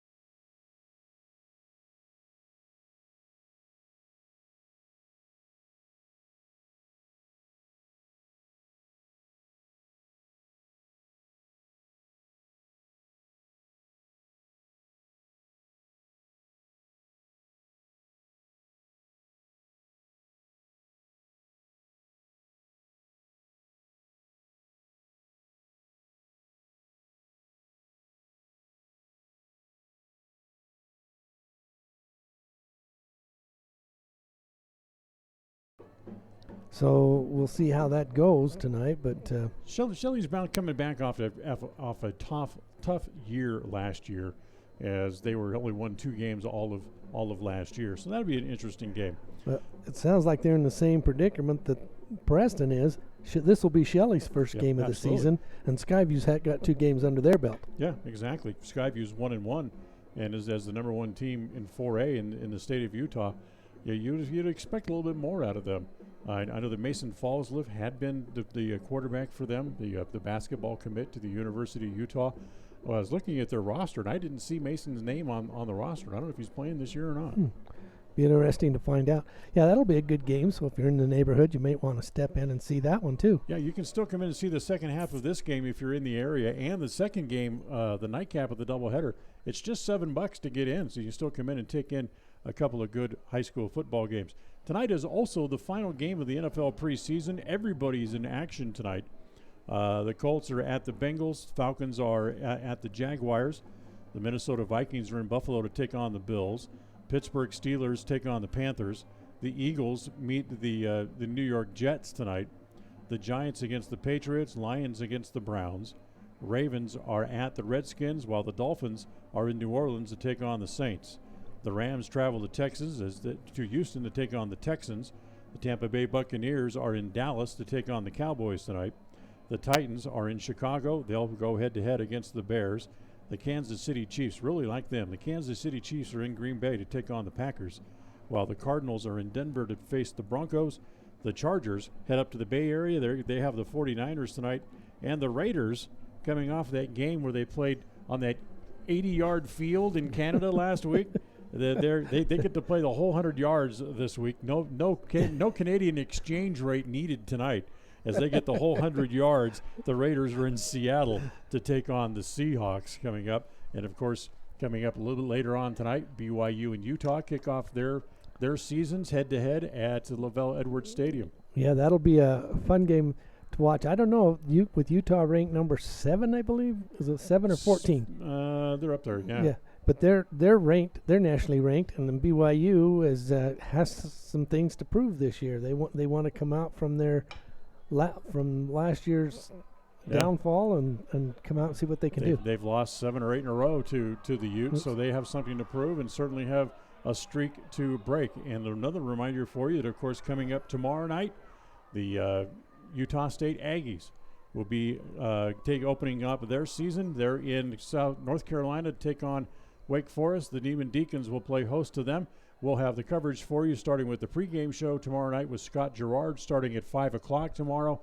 And they'll kick the game off tomorrow night at 6 o'clock. And you can hear that game in its entirety right here live on AM 1340 and FM 105.5 KACH. And it's a good thing it's on the air with us because we can't get it on the TV because it's blacked out in the in Utah. I don't understand that.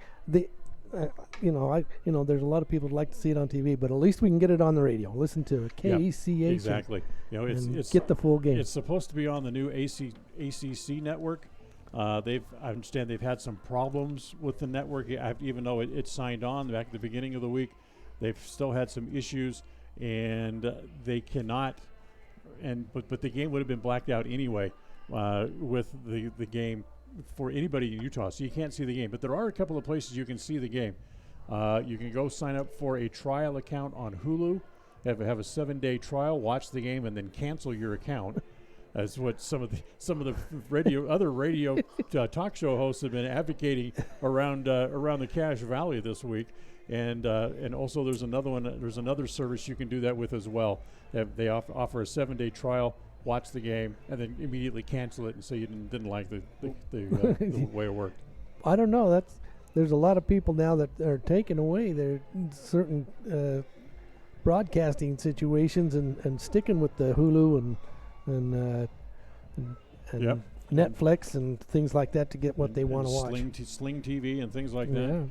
Yeah, so, but a week from Saturday, Utah State will come home, and they'll open up their home schedule.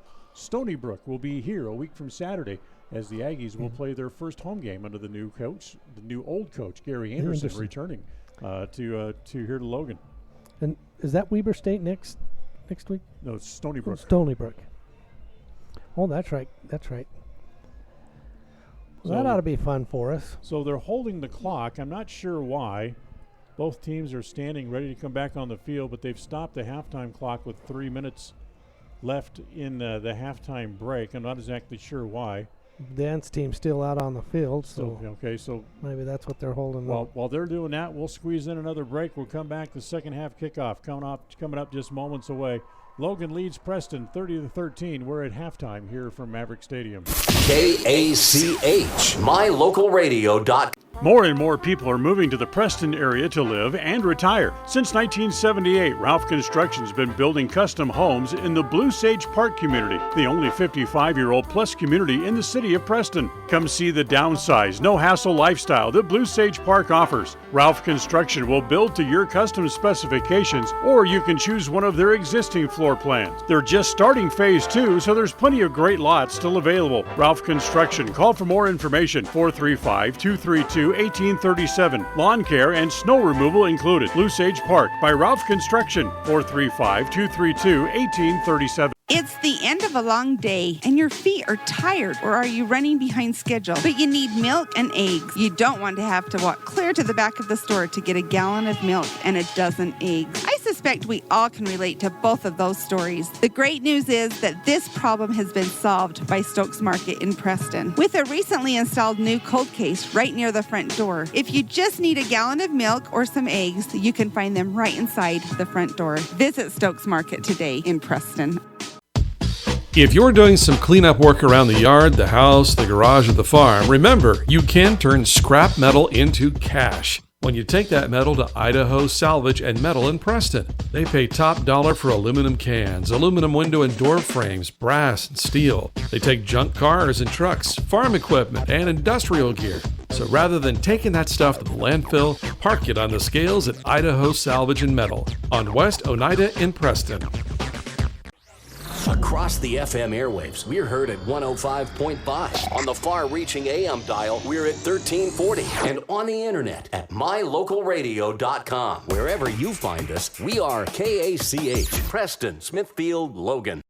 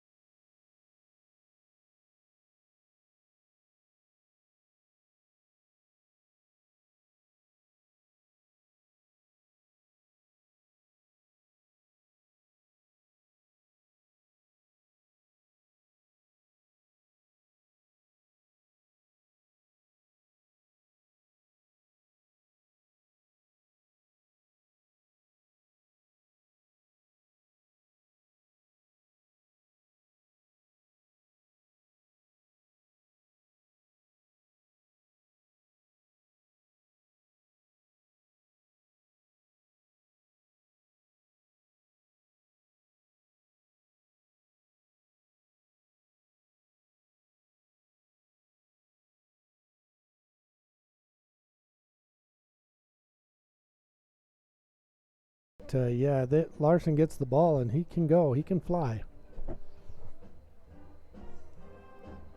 So here comes the Indians onto the field. As still waiting for Logan to come out onto the field. And for whatever reason, here comes another wave of Preston Indians out from the locker room. As I guess that was a lot of the sophomores and freshmen that dressed for the game tonight, just to say they had the chance to go and dress on the varsity game. Yeah, dress for a varsity game and be on the field here at Utah State. This is kind of a once in a lifetime deal for a lot of these kids. I had a lineman being helped off the field at halftime with I couldn't remember, it was either 65 or 68. I was trying to see if he'd come back out with the team. Kickoff down short. 68's out there, 65's out there, so they must be okay. 66. Well, ball picked up about the 15-yard line there by Jake Fieldstead, and he's brought down. Really no return. They'll spot the ball at the 17, and that's where the Logan offense will go back to work. 1st and 10 from their own inside their own 20. I don't see 66, which is Colby Dean, but that could have been him that was hobbling off. 3 receivers to the right. Larson is the man farthest toward the sidelines. Keep an eye on him. He caught 3 touchdown passes in the first half. They'll run the ball straight ahead. Nobody up the middle. There goes Torley, straight ahead, breaks the tackle in midfield, drugged down from behind by Scott Dunn all the way up to the 38-yard line. That was a big hole for Torrit? Is that how you say his last name?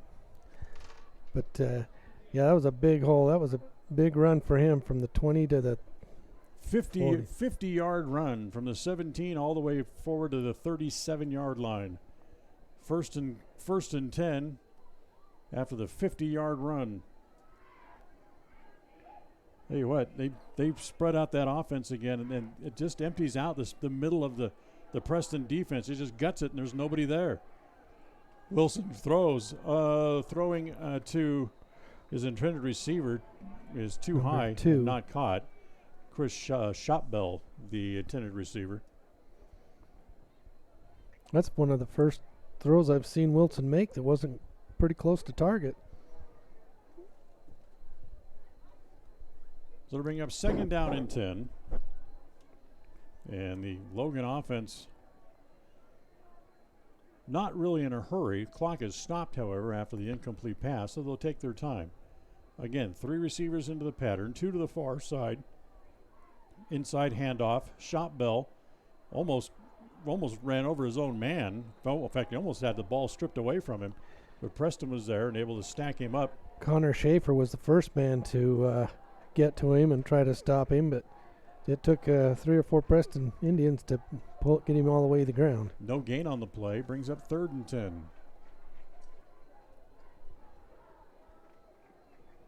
Just underway here in the 3rd. They'll go 4 wides this time.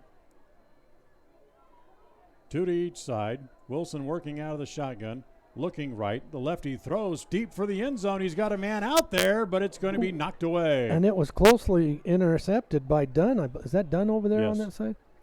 Yeah, he almost, he was in front of the receiver and was the first one to touch the ball. So it was a good play. That's Larson out there. They tried to get the ball to again.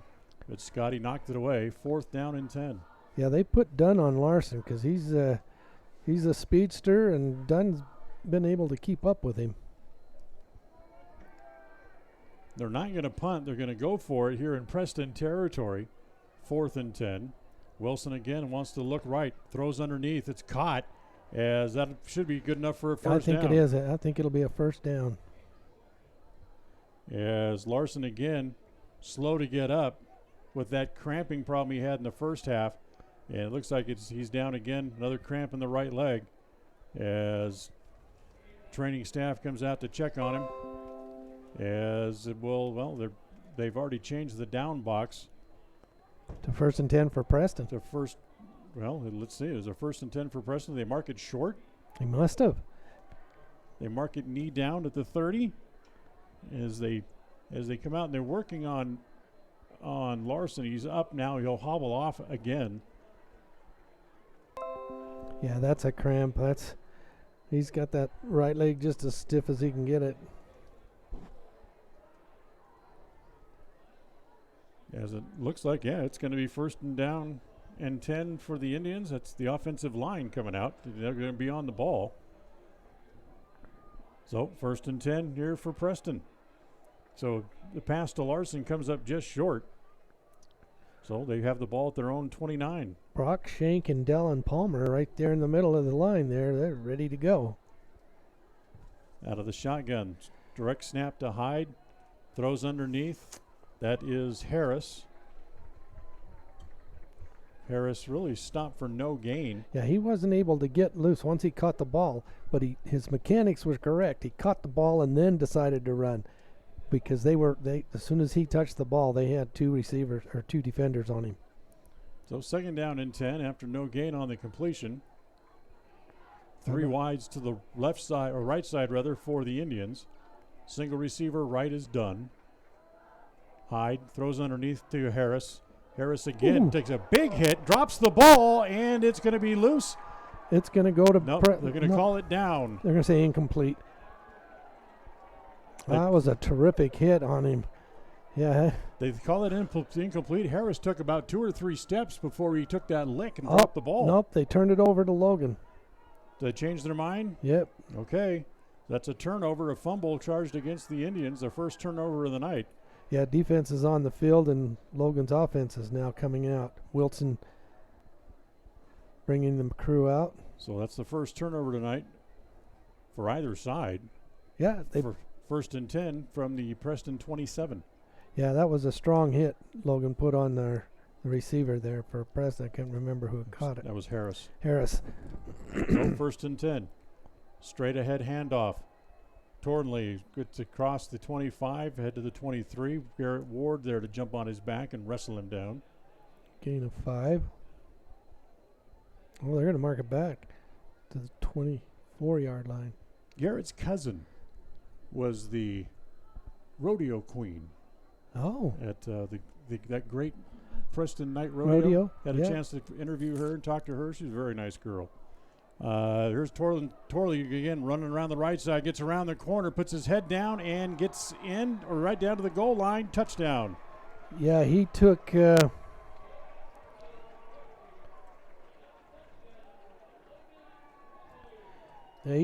Bernard right into the end zone with him. I had to get Caden's number, her name on the number, but that was a terrific run. That'll be 27 yards for a score.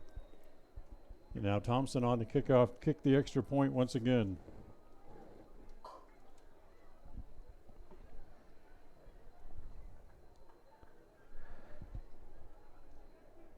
There's the snap, the spot, the kick is up, and it is true right down the middle. Yeah, hit the All-State good hands sign right there. Just perfect kick right down the middle. For Logan, they extended the lead. They now lead 37-13, but 9:06 left here in the third. Back with the kickoff after this. KACH, mylocalradio.com. Hey, I'm Angie Weeks. I am the office manager here at West Motor Ford. We are excited to have lots of new inventory on the lot. We're excited to invite everybody to come in and check out our lifetime powertrain warranty. It comes with every vehicle we sell that's under a certain number of miles, and it is a fantastic deal. My son actually just bought a car and was able to get that with his vehicle, and it's been a lifesaver for us. This is Angie with West Motor Ford in Preston, Idaho. Come in and see us today. WestMotorCompany.com. KACH. KACH, mylocalradio.com. So here's the kickoff. Coming and slipping as he gets to the 20-yard line. And down there, that's Iverson who slipped, trying to make a cut. You know, all these guys, they get used to running and really putting their weight down on natural grass, and they get on the rug out here at Utah State at Maverik Stadium, and just their footing is just not quite as sure. Right. Are they using some type of small cleat on this field? Do you know? I have no idea.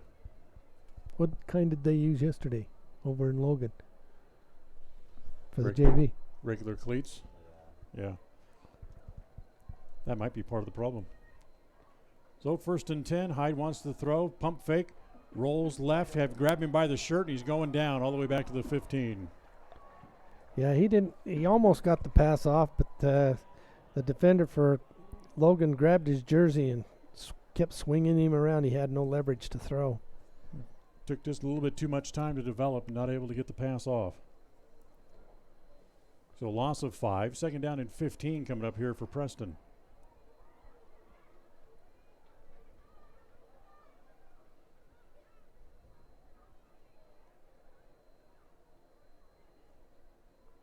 Looking over the sidelines as they signal the play in. Oh, they're going to have it brought in by Gordon Knapp. Oh. Nope, no, they're just going to line him up. 3 receivers left. Now timeout taken by the Indians again. 8:15 left to go here in the third. Timeout called by Preston. We'll take one here as well. Back in 30 seconds right here on our coverage of Preston Indians football. Be right back. KACH, mylocalradio.com. KACH. When it comes to all things electrical, Sean Carter and the guys at S&T Electrical should always be your go-to crew. With experience in everything from new construction to repairs, service, and new installations, S&T Electrical is professional and friendly in all they do. Your electrical work will be done right. Call S&T Electric today at 208-852-5878. This is Sean Carter with S&T Electric in Preston, Idaho. It's what we do.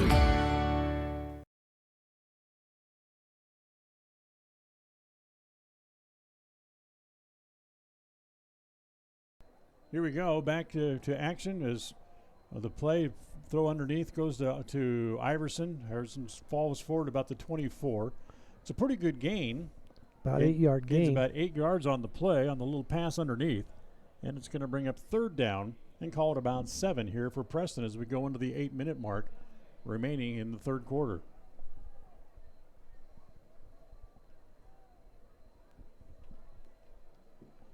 They'll go twin receivers to each side, single setback. Top of the shotgun, Ty tries to throw underneath, tried to get it to Knapp, was a little behind him and knocked away to bring up fourth down.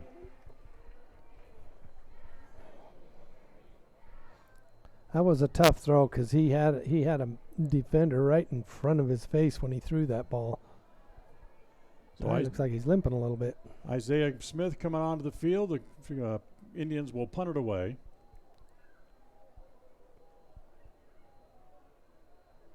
You know, Ty, half the abuse that Ty takes not only in the football field but the basketball court as well, I wouldn't be able to get up and walk half the time. Not at our age, anyway. As Isaiah pops that punt up, it's going to hit right about midfield. Good bounce. Take a good bounce across the 40, roll ahead to just about the 35, and roll dead about the 36, and that's where Logan's offense will come back out. 6:48 to play here in quarter number 3. 13. Logan on top.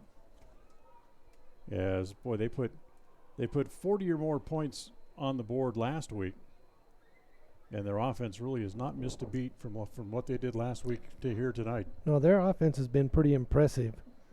Their defense needs a little bit of work, I think, but Preston's offense has had its moments also.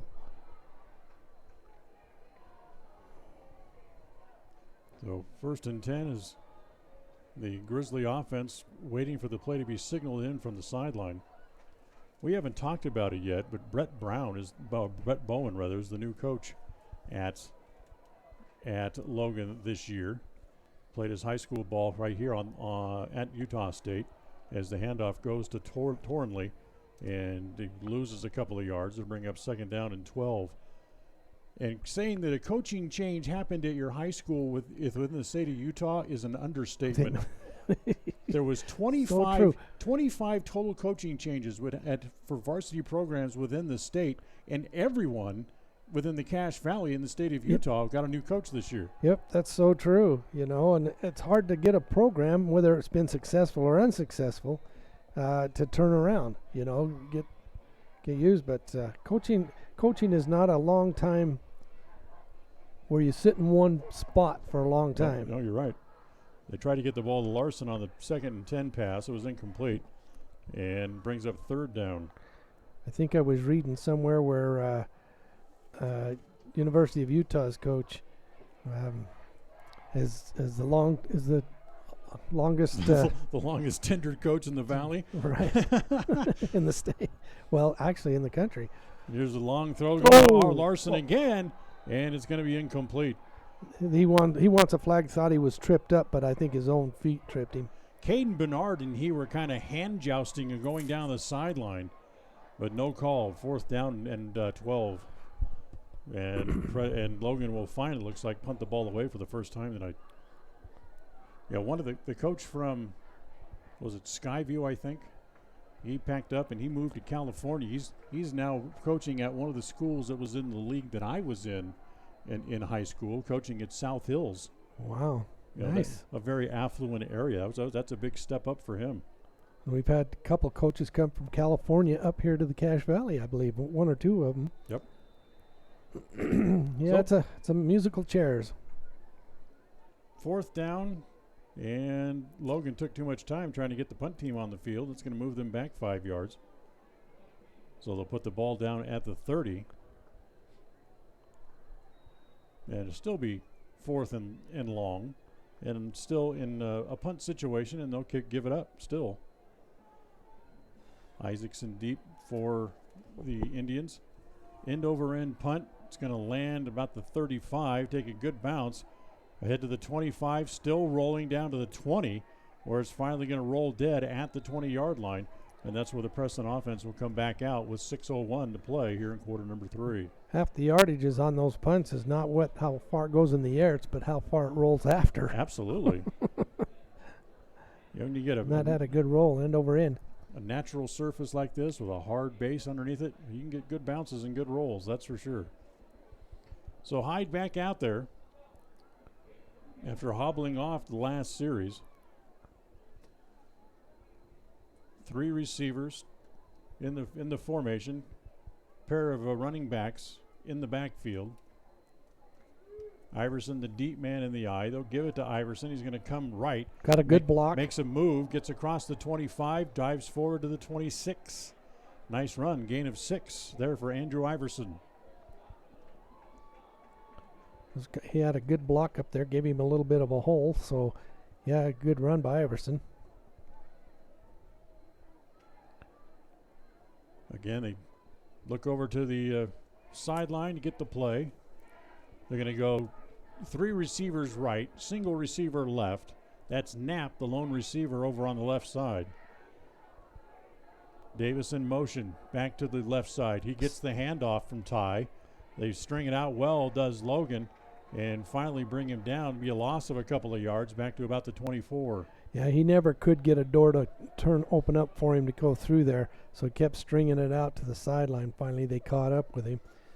But yeah, that's a tough break. If your blocking it scheme doesn't make a hole for him to cut up, then it's hard to get that one going. So 3rd and 6, Preston on their own 24. They're again going to empty the backfield. They go 5 receivers this time, 3 to the right, 2 to the left. And again, Ty by himself in the backfield. They've blitzed him the last couple of times. He's been back there by himself. They don't come this time. They throw underneath. It's caught by Harris. Harris struggling forward and fights his way for the first down. Yeah, gain of about 7 there. As it was a good catch and run by Harris. So Harris gets the ball forward to the 32. That'll reset the downs for the Indians. 1st and 10 there. Clock running with 4:20 to play here in the 3rd.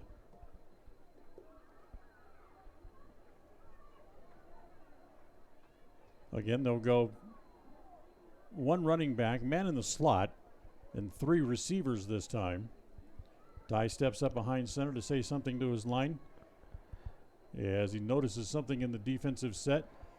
Snap, handoff goes to Iverson around the left side, falls forward, gains about 3 as he's finally he'll fall out of bounds just across the 35-yard line. Yeah, that was the same play that Isaiah Smith ran, but there was a little bit, the blocking team on that tight end over there was able to make a hole for him to gain up for about 5. So 2nd down and 6 here now for Preston. Again, they'll go 3 wides to the right, single receiver left. Ty's going to roll right, rolling, looking, still rolling, still looking. He's got a man breaking open behind the play, but he's overthrown. Tried to get it to Tate Green behind the play, but Tate couldn't quite get there. Yeah, the trajectory of the ball just wasn't quite where he could get to it. He broke free from his defender, and had he been able to catch it, that would have been 6. So it's 2nd down. That was Larson out there against him, too. I don't know how he got away from Larson. Yep. No, that's 8. That's not 6. Looks like it's number 8. It's Jalen Sargent. Sargent.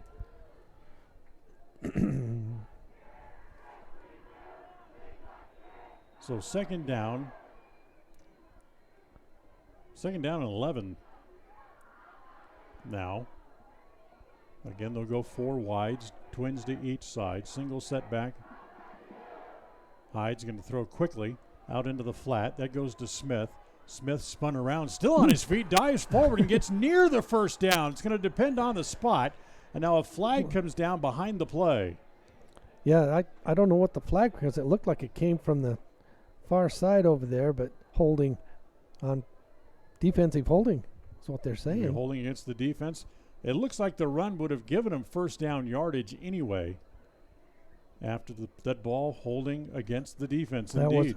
It was a personal foul, so that'd be a 15-yarder. So they'll mark it off after the play. An automatic first down. Yep. So they will step it off after the play. It's going to take him across midfield, ball all the way up to the 42 of Logan. 1st and 10 there for the Indians. Yeah, that was a costly mistake on Logan, but that helps Preston get a little bit of air underneath him. 3:09 to play here in the third. 5 receivers again into the patterns. Trips right, Twins left. Throw underneath. That's Knapp in and out of his hands, and it's picked off. Coming to the right, getting around the corner, getting around midfield. Guess Nobody who? to That's touch him. Larson. No one's going to catch him, and Larson's going to take that all the way back for the touchdown.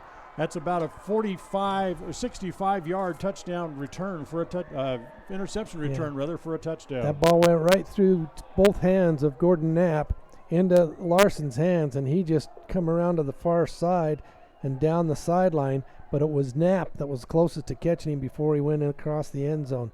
That's how Knapp knew that was his fault, letting that ball go through his hands. So it's 43-13.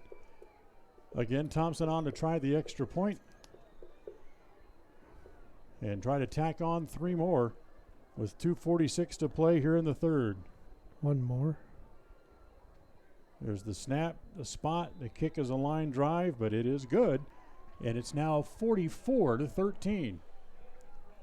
So Preston's got more work to do to get back into this one. Yep, they're kind of making the field a lot longer right now. Yep. Take a timeout, kick off right when we come back. KACH, mylocalradio.com. As one of the region's most visited websites, mylocalradio.com is here to serve you. Catch up on local and regional news and information. Buy, sell, or trade your good used items on the radio classifieds.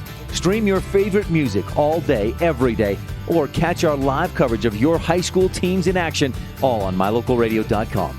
Like us on Facebook so you never miss a giveaway, and visit mylocalradio.com today to stream it all live.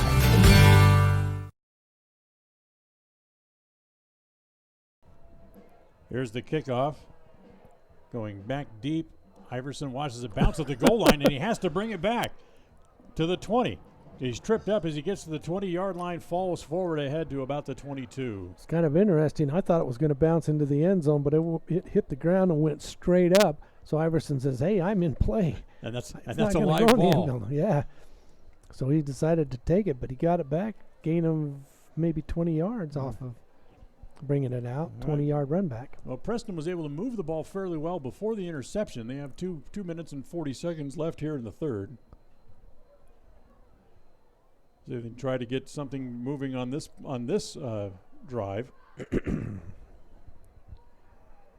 44-13.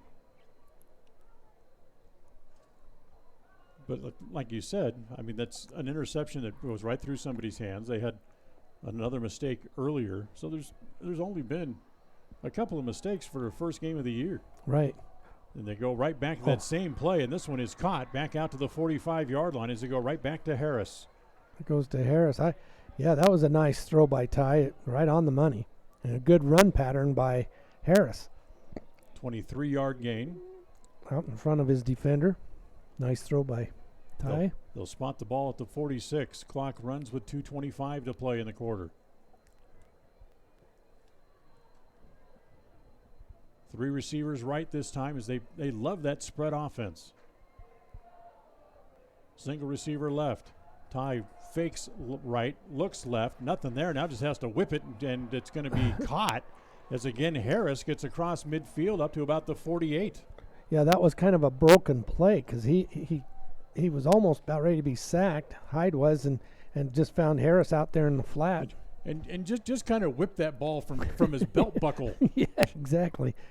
Just says, here, I got to get rid of it. Usually, carry a holster on that side, and he shot right from the holster. Hey, but it moved the ball. Got it 2nd and 2. 2nd and 2, 8-yard gain. 1:35 left in the quarter. Two receivers each side. Inside handoff goes to Iverson, breaks a tackle, gets ahead, and gets tripped up just as he gets over the 40. That's going to be good enough for a first down. Yep. They'll mark it at the 39. That's another 7-yard run for Andrew Iverson. And we got another Grizzly player down with a cramp. Tried to get up, and the leg just said, nope, I don't want to move. You know, I get those leg cramps quite often myself, but it's just because I'm not staying hydrated. I was going to say it was because you're old. Okay, well, I'm looking at the positive here. But you are right. So they work on the injured Grizzly, gets up and comes off under his own power. Trying to see who that is. Is that 9? That's 2. 2. That is Shopbell, Chris Shopbell, the 6-foot senior. So 1st and 10 again here for Preston at the 39 of Logan. As Hyde rolling, it takes too long. He's going to go down all the way back to the 48. It's a 9-yard loss on the sack. Thompson, who's been all over the place, kicking and catching and running, able to bring down Hyde on the blitz. That's the problem with the spread out offense like we're using is if they decide to blitz, they bring in one of them linebackers from the middle. He's untouched. Yep. And Ty has got nowhere to go, especially if he's rolling out towards the side of the blitz. So 2nd down, 7 yards on the loss, so it's 2nd and 17 here for the Indians. They'll go back to the run, give it to Iverson straight ahead once again. Gets back to the 46-yard line, so a short gain. It'll bring up 3rd down at about 15. And let's see if they're going to let the clock run out here. It's 15 seconds to go in the quarter. Iverson's trying to get his shoe back on. Looks like he lost it. As Ty wants to get him lined up and come back up to the line. 9, 8, 7 left in the quarter. 5, 4. And Ty said, we're not going to get this playoff after all anyway. As Coach Thorson walks out on the field and starts yelling, he said, just let the clock run out, which they do. So we're done with 3. Logan up over Preston, 44-13. Back with the 4th after this. KACH, mylocalradio.com. Imagine a world with no football. Yeah, we don't want that either.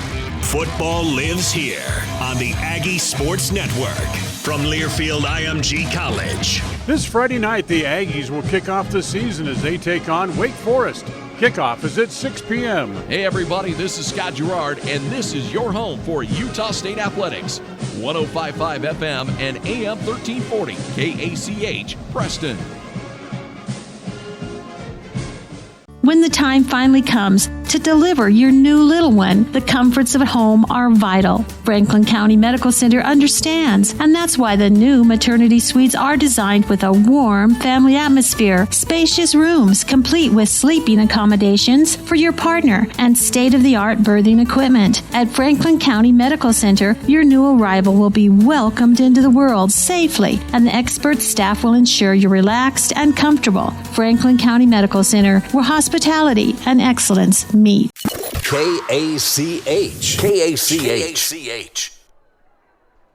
The 3rd down and 15 play. A running play goes back to Iverson again. Gain of about 7. Picked up 7. 4th down. As they get just across the original line of scrimmage, it's 4th and 9 here for the Indians as we move into the 4th quarter of tonight's game.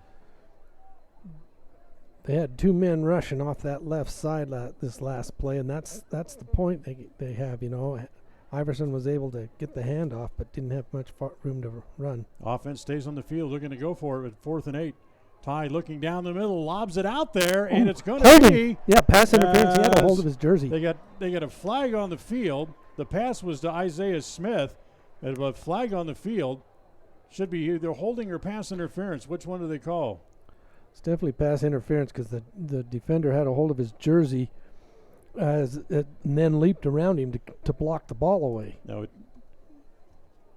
pass interference in high school is a walk-off it's foul. 15 yards. It's 15 yards. It's not a spot foul, but it still gives them a first down. Oh, yeah, it's an automatic first.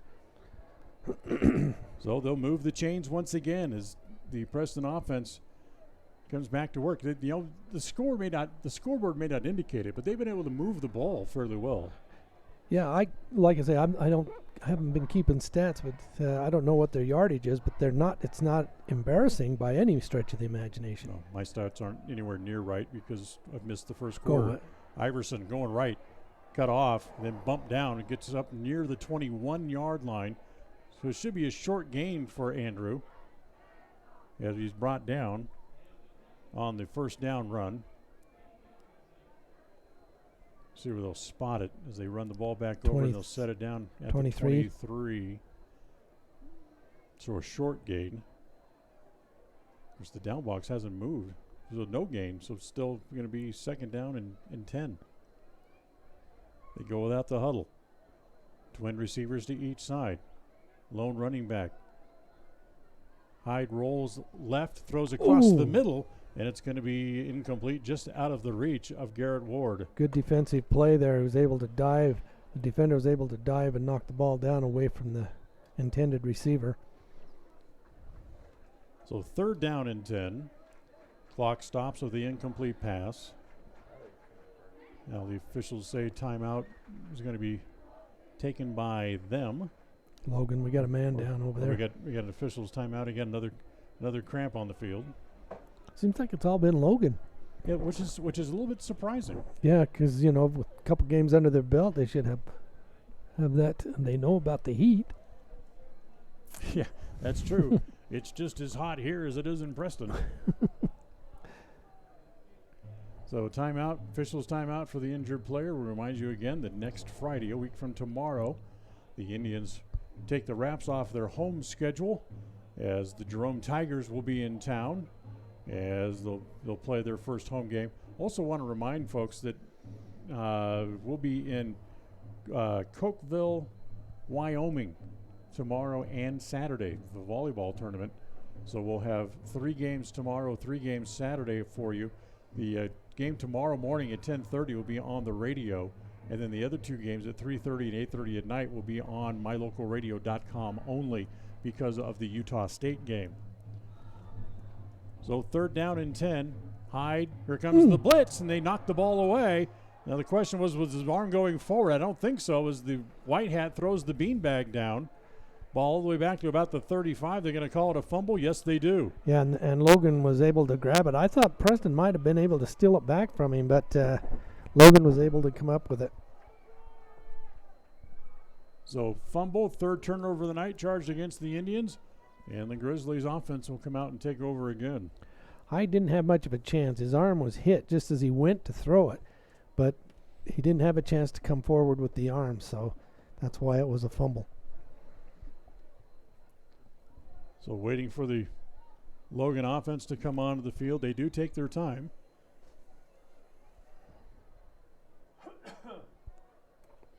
Now they're ready to go. First and 10.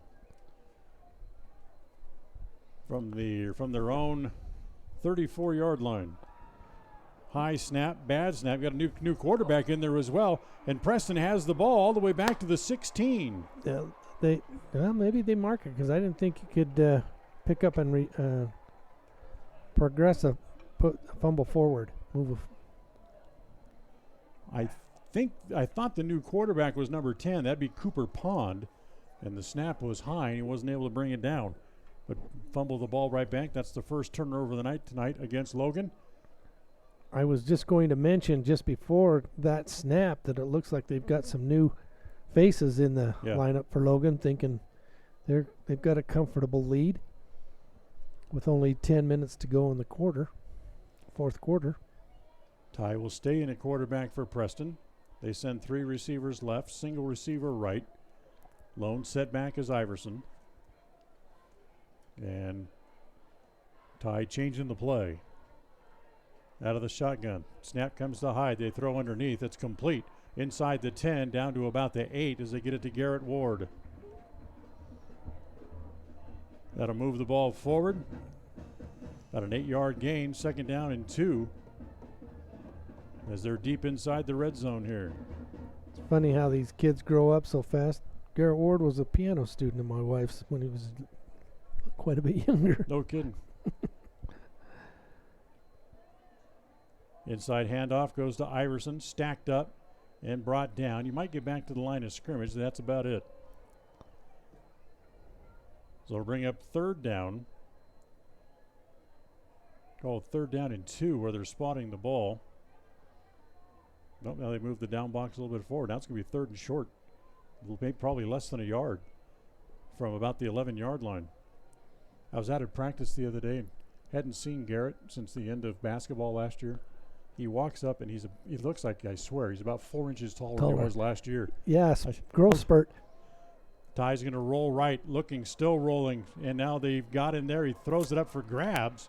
Well, he didn't throw it. He thought about it and then kept it. So it's going to be a sack back to about the 10-yard line, bring up 4th down. He tried to get the defender up by faking a throw there. But that's the one thing about Ty. I mean, there are times when he knows he's going to run straight ahead. He lowers his shoulder and goes forward. But when he's undecided, he has a hard time getting his feet planted and pushing forward. So it's 4th down and 4. Ball all the way back to the 10-yard line. 3 receivers left. Single receiver right. Ty looking left. Throws underneath. It's picked off again by Larson. 10, 15, 20. Nobody along that sideline on the far side. Cuts it back into the middle. 35, 40. Cuts behind a man. He's still on his feet at midfield. And gets to the 40. And finally, dragging him by the shirt and throwing him out of bounds with authority is Andrew Iverson, and a flag comes down. I wonder if that was an offensive face mask, because Larson grabbed Iverson's face mask, and that's when Iverson threw him down. So we'll see what the penalty is, as it's the 4th turnover of the night charged against the Indians. As the officials talk about it, the flag is at the 32-yard line. There's another flag all the way back at the 15. Oh, is there? Yeah, there is. Offsetting penalties, it looks like. Well, offsetting penalties would be play over. It'd be replay the down. Replay the down. As all the Indian players are walking back toward where the original line of scrimmage was. Face mask against Logan. Didn't see what the indication was against Preston, but it's going to be offsetting penalties. Must be a face mask against both. Well, actually, they were marking it off for Preston. Giving Preston the benefit. Now they're going to come back the other way. No?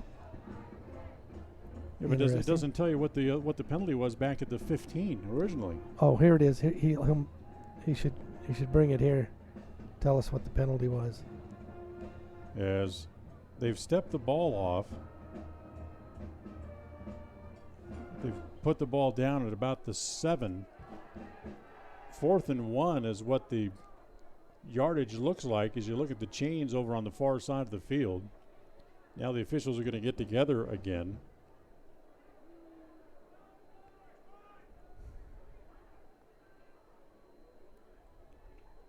And now all the officials walk away, all shaking their head yes in the affirmative, so they agree on something. And Coach Thorson out on the field to visit with one of the officials to find out what the heck is going on. I guess I missed the penalty on there. I saw the face mask, and they signified the offense for Logan is on the field, so the turnover stands. It's just way back inside the 10, not out here at the 40 where they thought they had it. So 1st and 10 for the Grizzlies. Ball spotted about the 8. They'll hand it off inside, big hole, still on his feet, across the 20, ahead to the 22 or so. Iverson saving the breakaway. That's Thompson, I believe, 27 on the carry. Or, sorry, 27, not 37. So that is Chris Dean, the junior, 5'4" junior, with a big run. Runs it out from the 8 all the way out to about the 22. And they'll go back to Dean again. Tries to get lost with all the big bodies inside. And the Preston defense able to swarm him and kind of gobble him up. Short gain, if anything.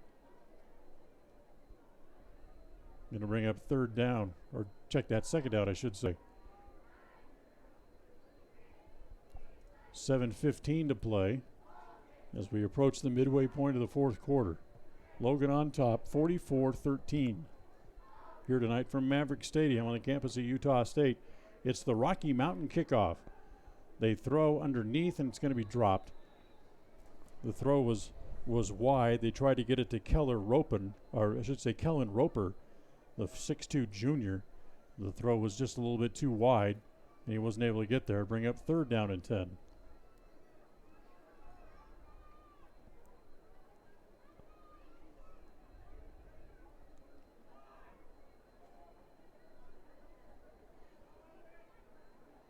So out of the shotgun, here comes the third down snap. Running right. Wide open. Comes across the 30 to the 40 once again, as that is Chris Dean running forward for the first down. Gets ahead out to the 44 by the time they bring him down. So another big gain on the ground for the Grizzlies. Actually spotted at about the 45. First and 10 from there. 6:45 left here in the game. Mason Thompson was the one on the tackle there. Saved it from going all the way.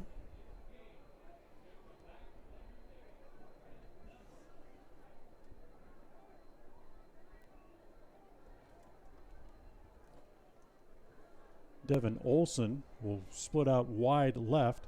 They'll give it to Dean again. Inside, cuts it back up, gets across midfield. Still on his feet ahead to the 45. Yeah, he broke one tackle away from Zay Davis and then was able to get up. It took 3 Indians to pull him down.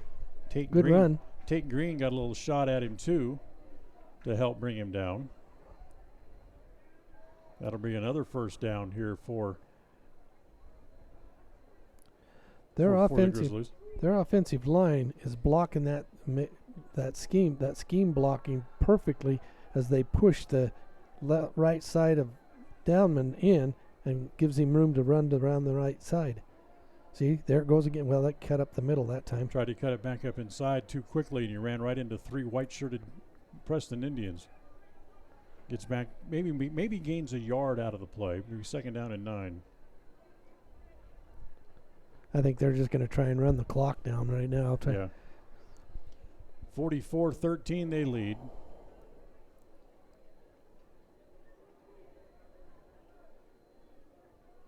They lead by 31 here in the fourth.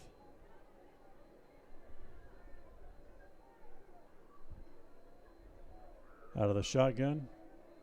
Inside handoff. That goes back again to Chris Dean this time. Again. No gain Zay on the Davis play. and Mason Thompson in on the tackle. And it's third down. Call it third and long, but third and almost 10. Connor Schaefer closing off that end, doing a good job.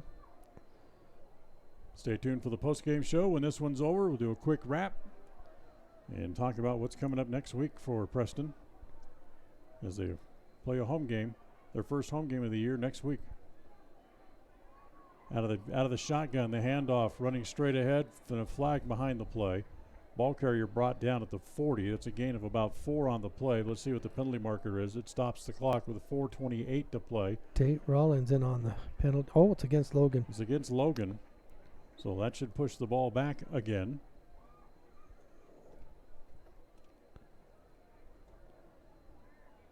As they'll walk the ball back. And it's going to be, they'll set it down at the 43 of Logan this time. Didn't see what the white hat indicated the penalty was. But it's third down and very long. 3rd and 23.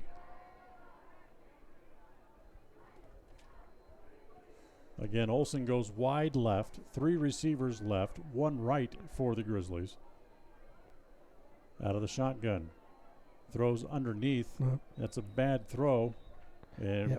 it's incomplete, but it wasn't going to go anywhere anyways. He had to go to his belly to try to make the catch. Yeah, he would have been down right there anyway, but yeah, that was underthrown.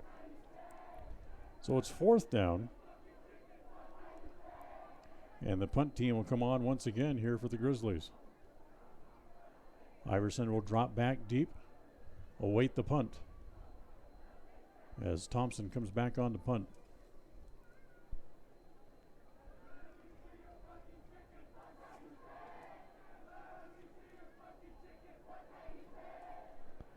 Logan has quite a crowd here tonight. Preston has very few. As the end-over-end punt hits about the 25, rolls inside the 20, down to the 18 down there. And that's where the Preston offense will come back in play, and they'll put it back inside their own 20 again and see what they can do with 3:50 left remaining in the game. And in order to win this one, we need a point every minute, every second. No, well, not quite. That's getting there. 35, that's 3:50 to go. So here comes Ty back onto the field. Do you remember the old baseball player Mickey Rivers? Mm-hmm. Played for the Angels Yankees? and for Yep. the Yankees. Always walked like his feet hurt. That's what I think of when I watch Ty try to get back and forth to the huddle.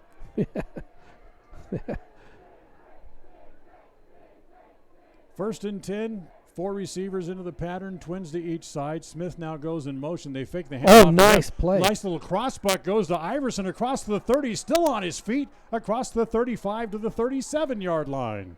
Yeah, that was a great run by Iverson, but the O-line opened up that hole. Once he got into the secondary, he turned on the speed.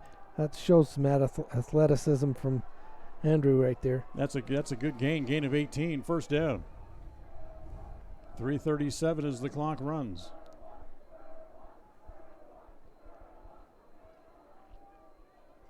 Two receivers right, one left, tight end in the game here as well. They go the same play, go back again, that little cross buck action back to Iverson, gets across the 45 up to the 46-yard line. And he did stumble. He did stumble just a little bit, or I think he'd had a couple more yards, but he got toe turf right there. Second down and short. 3 minutes exactly left in regulation. So back-to-back good positive runs by Andrew Iverson.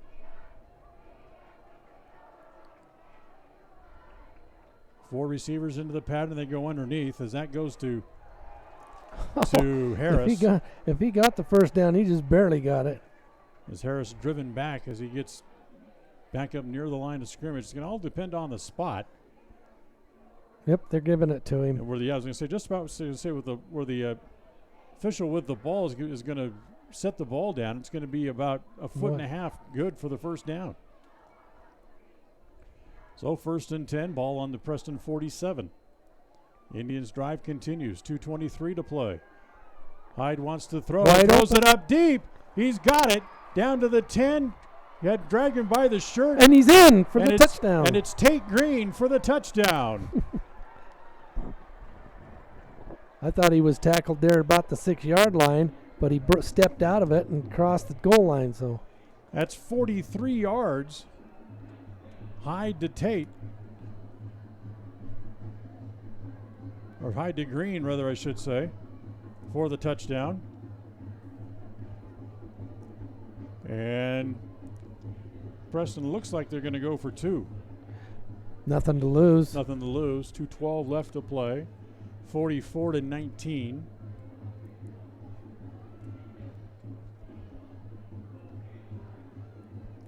I think Ty Hyde just ought to get a full steam ahead and go straight up the middle.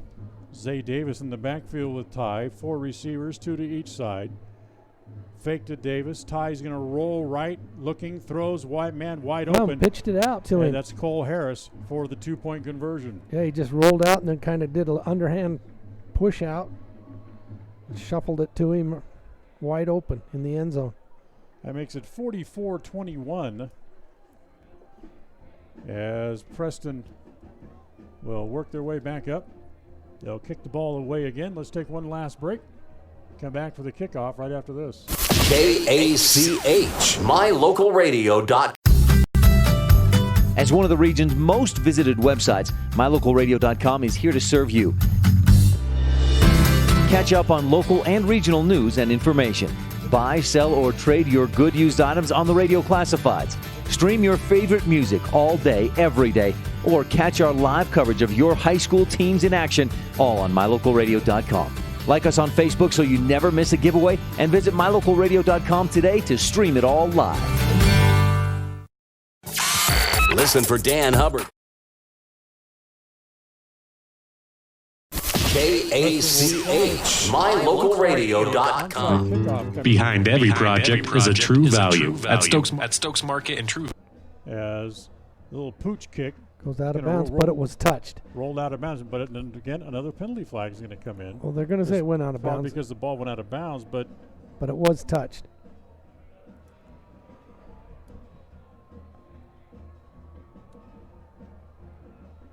So see we're going to mark the ball here as the field judge has it. He's standing right at the 35-yard line, and that's where he'll put it down. 1st and 10, Logan with 2:12 to play. They have the ball on their own 35.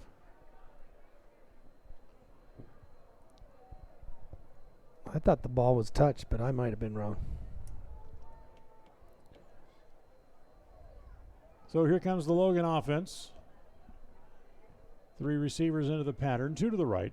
A couple of setbacks in the backfield as well, as they'll give it straight ahead. And struggling for yardage, brought down at about the 37, so call it a gain of 2. And getting off the bottom of the pile there for the Grizzlies was Damian Hess, the 5'8 junior. And a timeout called here. So again, a timeout called on the field, 2:03 to play. This game long over.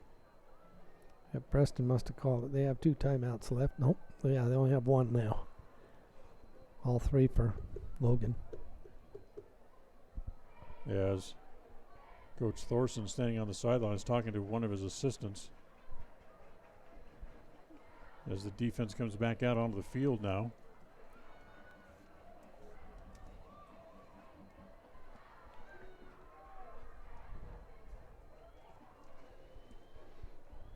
Again, they'll run the ball as they give it to 27, Dean. Dean cut off, tried to cut back upfield. It gets back to about the line of scrimmage. It'll bring up 3rd down and 8. And again, timeout called Garrett Ward by the Indians. So just trying to make sure they run through all the different scenarios as they take another timeout. So volleyball tomorrow morning at 10:30 on the radio and on the internet at mylocalradio.com. The other 2 matches tomorrow are on the internet only. And then 3 matches on Saturday as well. Don't have times for those as of yet. Depends on the results for tomorrow. Utah State football tomorrow night. Pregame show starts at 5 with Scott Gerard. And then it's the Aggies and the Demon Deacons from Wake Forest coming up tomorrow. 3rd down run is caught in the backfield and thrown down for a loss, and that's going to bring up 4th down. Andrew Iverson is saying, I've had enough of that. That was a great tackle by Andrew Iverson.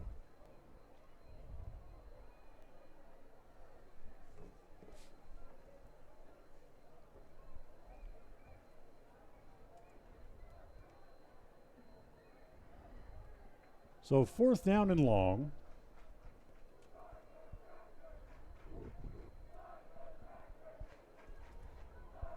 Back deep is Iverson for the Indians. Stands right about his own 40. That ball may have been blocked, or at least came off his foot weird. Takes a roll forward, gets to about the 35, across the 35 to about the 33. We're finally going to roll dead. Preston will take it over there with 1:02 to play. So the final minute of the game, a couple of plays, and Logan celebrate their first win of the year. They'll go to 1-2. Preston drops their season opener as they will be 0-1 on the year.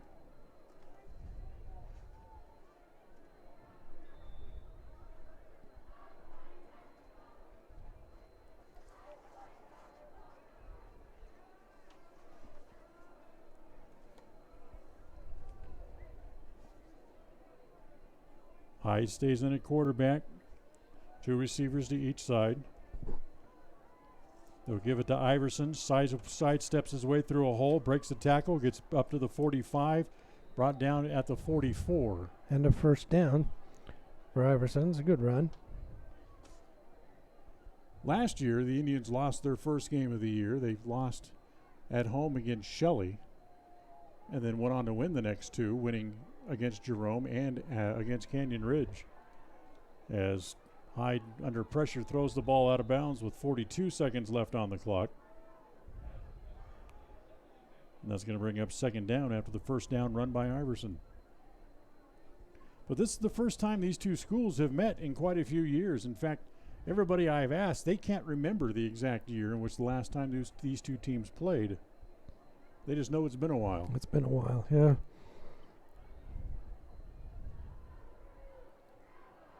Second down and 10.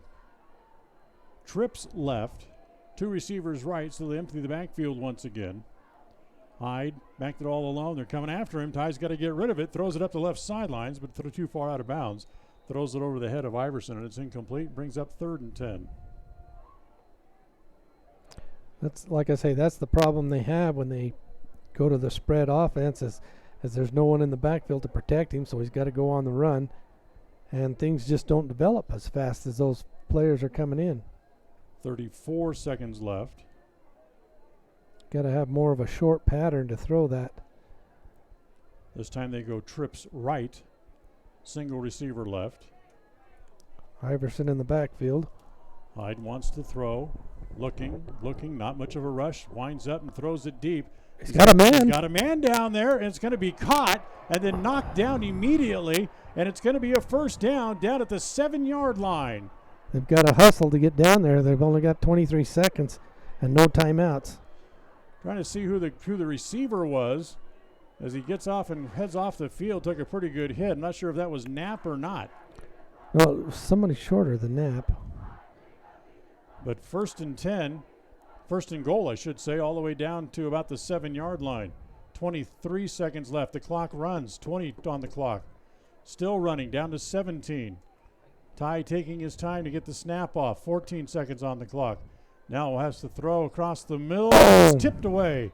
Larson got a hand on it and just got enough of it to get it out of the reaches of Isaiah Smith. Yeah, Smith, it looked like it was going right to him, but that defender jumped up at the last second and tipped it over the head of Isaiah Smith. So the incomplete pass stops the clock with 9 seconds left.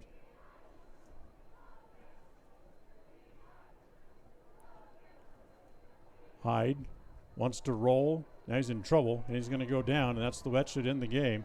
With 4, 3, he can't stop the clock. 2, 1, and that's the way this one's going to end, as Logan will go to 1-2 on the year as they win it tonight by the final score of 44 to 21, as Preston loses their season opener for the second year in a row, losing tonight in game 1 of the Rocky Mountain Shootout here tonight.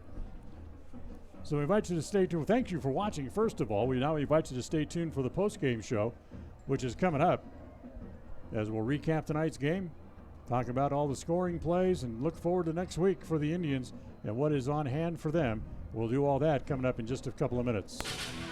Tonight's game has been brought to you by West Motors, with Ford, Chrysler, Dodge, Jeep, and Ram trucks, all available right here in Preston. By Franklin County Medical Center, with the finest care you'll find in all of the Cache Valley. By Stokes Market, True Value. By Ralph's Construction, building custom homes in the Blue Sage Park community of Preston. By Webb Funeral Home, just off Highway 91 at the south end of the city of Preston. By Valley Implement. By Preston Auto Parts, CarQuest, on State Street in downtown Preston. By Advantage Plus Federal Credit Union. By Idaho Salvage, where you can turn your scrap metal into cash. By S&T Electric. And by MyLocalRadio.com. Now stay tuned for the postgame show. Coming right up. It's always refreshing to shop where you know you're appreciated. It's even better when you can get everything you need, quality parts at fair prices. The team at Preston Auto Parts CarQuest appreciate every customer. They work hard to make sure that you have the right part the first time, on time. Whether it's motorcycles, farm and ranch, lawn and garden, or car and truck parts, you can always get it all at Preston Auto Parts CarQuest. Stop in today at 17 South State Street in Preston. The Westside Pirates are ready to kick off a new season on the football gridiron this Friday night as they face the Firth Cougars. Last year, the Pirates compiled a 10-1 record and went all the way to the 2A championship game before coming up just short. Can the Pirates take that last step this year to bring home a 2A state title? That road starts this Friday night. Hear the game following the Utah State-Wake Forest game on 105.5 FM, AM 1340 KACH, and new this year, you can hear the game live on MyLocalRadio.com. Across the FM airwaves, we're heard at 105.5. On the far-reaching AM dial, we're at 1340. And on the internet at MyLocalRadio.com. Wherever you find us, we are KACH, Preston, Smithfield.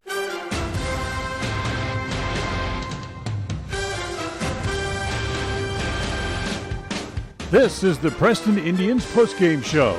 Coming up, we'll recap tonight's game, take a look at the final stats, and a look at other games from around the area on the Ron Keller Tires scoreboard. Well, welcome back here to Maverik Stadium on the campus of Utah State as the Preston Indians tonight come up short in Game 1 of the Rocky Mountain Kickoff, losing to the Logan Grizzlies by the final score of 44-21. Dan Hubbard along with John Slaughter back with you here for the post-game wrap as we looked at the Preston Indians, and you have to say, well, okay, there was good things in there and maybe some things that still need to be worked on after Game 1 of the season. It looked like a typical first game for a high school team. You know, you've got new players that come up. You have a few seniors that are left from last year, or a few juniors that have come up into the seniors. And, yeah, I definitely saw game jitters because confusion on defense, a little bit of confusion on offense, blocking schemes, different things like that. Logan looked like they played a few games. And I'm going to give you got to give Logan credit. Their Wilson was just absolutely phenomenal, in my opinion, for a quarterback. On the money, throwing. Larson, great hands, great athlete, able to get out there and catch the ball. Well, what can you say? Threw for over 400 yards last week, and he was probably close to that again this week. Yeah. Oh, absolutely. Long passes, TDs. I think they had one run that was a touchdown. Right. The rest were offense or by passes. Yeah, passing yards generated. A couple of people you need to talk about as far as the Preston Indians. Ty Hyde is the quarterback. He played fairly well. But let's talk about the running ability of Andrew Iverson. The big guy just kept rolling and found some holes and showed good quickness and movement once he got through those holes. Well, he was a good workhorse last year, and I think he's picked up right where he's left off. I think once their offensive line gets their blocking schemes ready to go and their spread formation, if they're not going to throw, they're not going to receive, they've got to come in and learn to know where that play's going to get a block. They've got to help him out. So there's a few adjustments that they're going to have to make. But, yeah, I'm excited. I'm really excited for Preston. I think they're going to do well in the Idaho 4A League. Yep, I think so, too. The other guy I want to talk about was the junior receiver, Cole Harris, who coming up and really playing his first time on the varsity level. And, boy, he showed like he really belongs. Yeah, you can tell he's got that mentality that, hey, the ball first. Because I liked how he catches the ball and then tries to make the play. So he's made some good catches. He's done some and running, and I thought he played very well for a first year varsity. Yep, exactly. So Preston ends up losing by the final score of 44-21, and coming up next week they will take on Jerome at home. And The Tigers I think they match up with Preston from year to year pretty much the same way. Last year the game was played at Jerome, and the Indians came away a winner by a score of 35-28. Yeah, it was close. But yeah.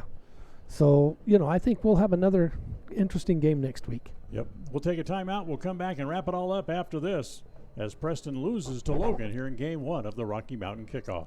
KACH, MyLocalRadio.com. When it comes to all things electrical, Sean Carter and the guys at S&T Electrical should always be your go-to crew. With experience in everything from new construction to repairs, service, and new installations, S&T Electrical is professional and friendly in all they do. Your electrical work will be done right.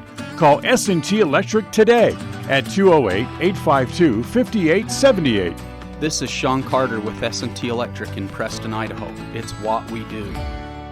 It's the end of a long day, and your feet are tired, or are you running behind schedule? But you need milk and eggs. You don't want to have to walk clear to the back of the store to get a gallon of milk and a dozen eggs. I suspect we all can relate to both of those stories. The great news is that this problem has been solved by Stokes Market in Preston, with a recently installed new cold case right near the front door. If you just need a gallon of milk or some eggs, you can find them right inside the front door. Visit Stokes Market today in Preston. KACH. Well, that'll wrap up tonight's game from here at Maverik Stadium. The next football game for the Indians comes up next Friday night as the Indians play their home opener. They'll play host to the Jerome Tigers. Last year, the Tigers, as we mentioned, down Jerome 35-28, and now have won 3 out of the last 4 games played overall against the Jerome Tigers. The pregame show next week will start at 6:30. The game will kick off at 7. John Slaughter and I will have that for you, and you can hear and see that game on FM 105.5 and AM 1340 KACH, along with the video feed on mylocalradio.com. Our next broadcast is coming up tomorrow and Saturday as the Lady Indians volleyball team heads toward Cookeville, Wyoming for the Cookeville Invitational Volleyball Tournament. We'll have the game for you on the radio tomorrow morning at 10:30 in the morning. And then you'll be able to see the other 2 games on the internet later on in the afternoon at 3:30 and 8:30 at night on FM on mylocalradio.com. That'll wrap up tonight's broadcast from here of Preston Indians football. The executive director of Preston Broadcasting Sports is Val Cook. Our studio coordinator tonight has been John Beverly. So until next time, for John Slaughter, I'm Dan Hubbard. Thanks for listening and watching. And we thank you again for being with us. And join us again next time for another edition of Preston Indians football. Let's remind you the final score, as tonight it was the Logan Grizzlies beating the Preston Indians by the final score of 44-21. From Maverik Stadium, good night, everybody. Thank you for listening to the Preston Indians postgame show. This broadcast has been a production of Preston Broadcasting, LLC, and was intended for the private, non-commercial use of our audience. Use of any portion of this production, its accounts or descriptions, in whole or in part, may not be used or rebroadcast without the express written permission of Preston Broadcasting, LLC.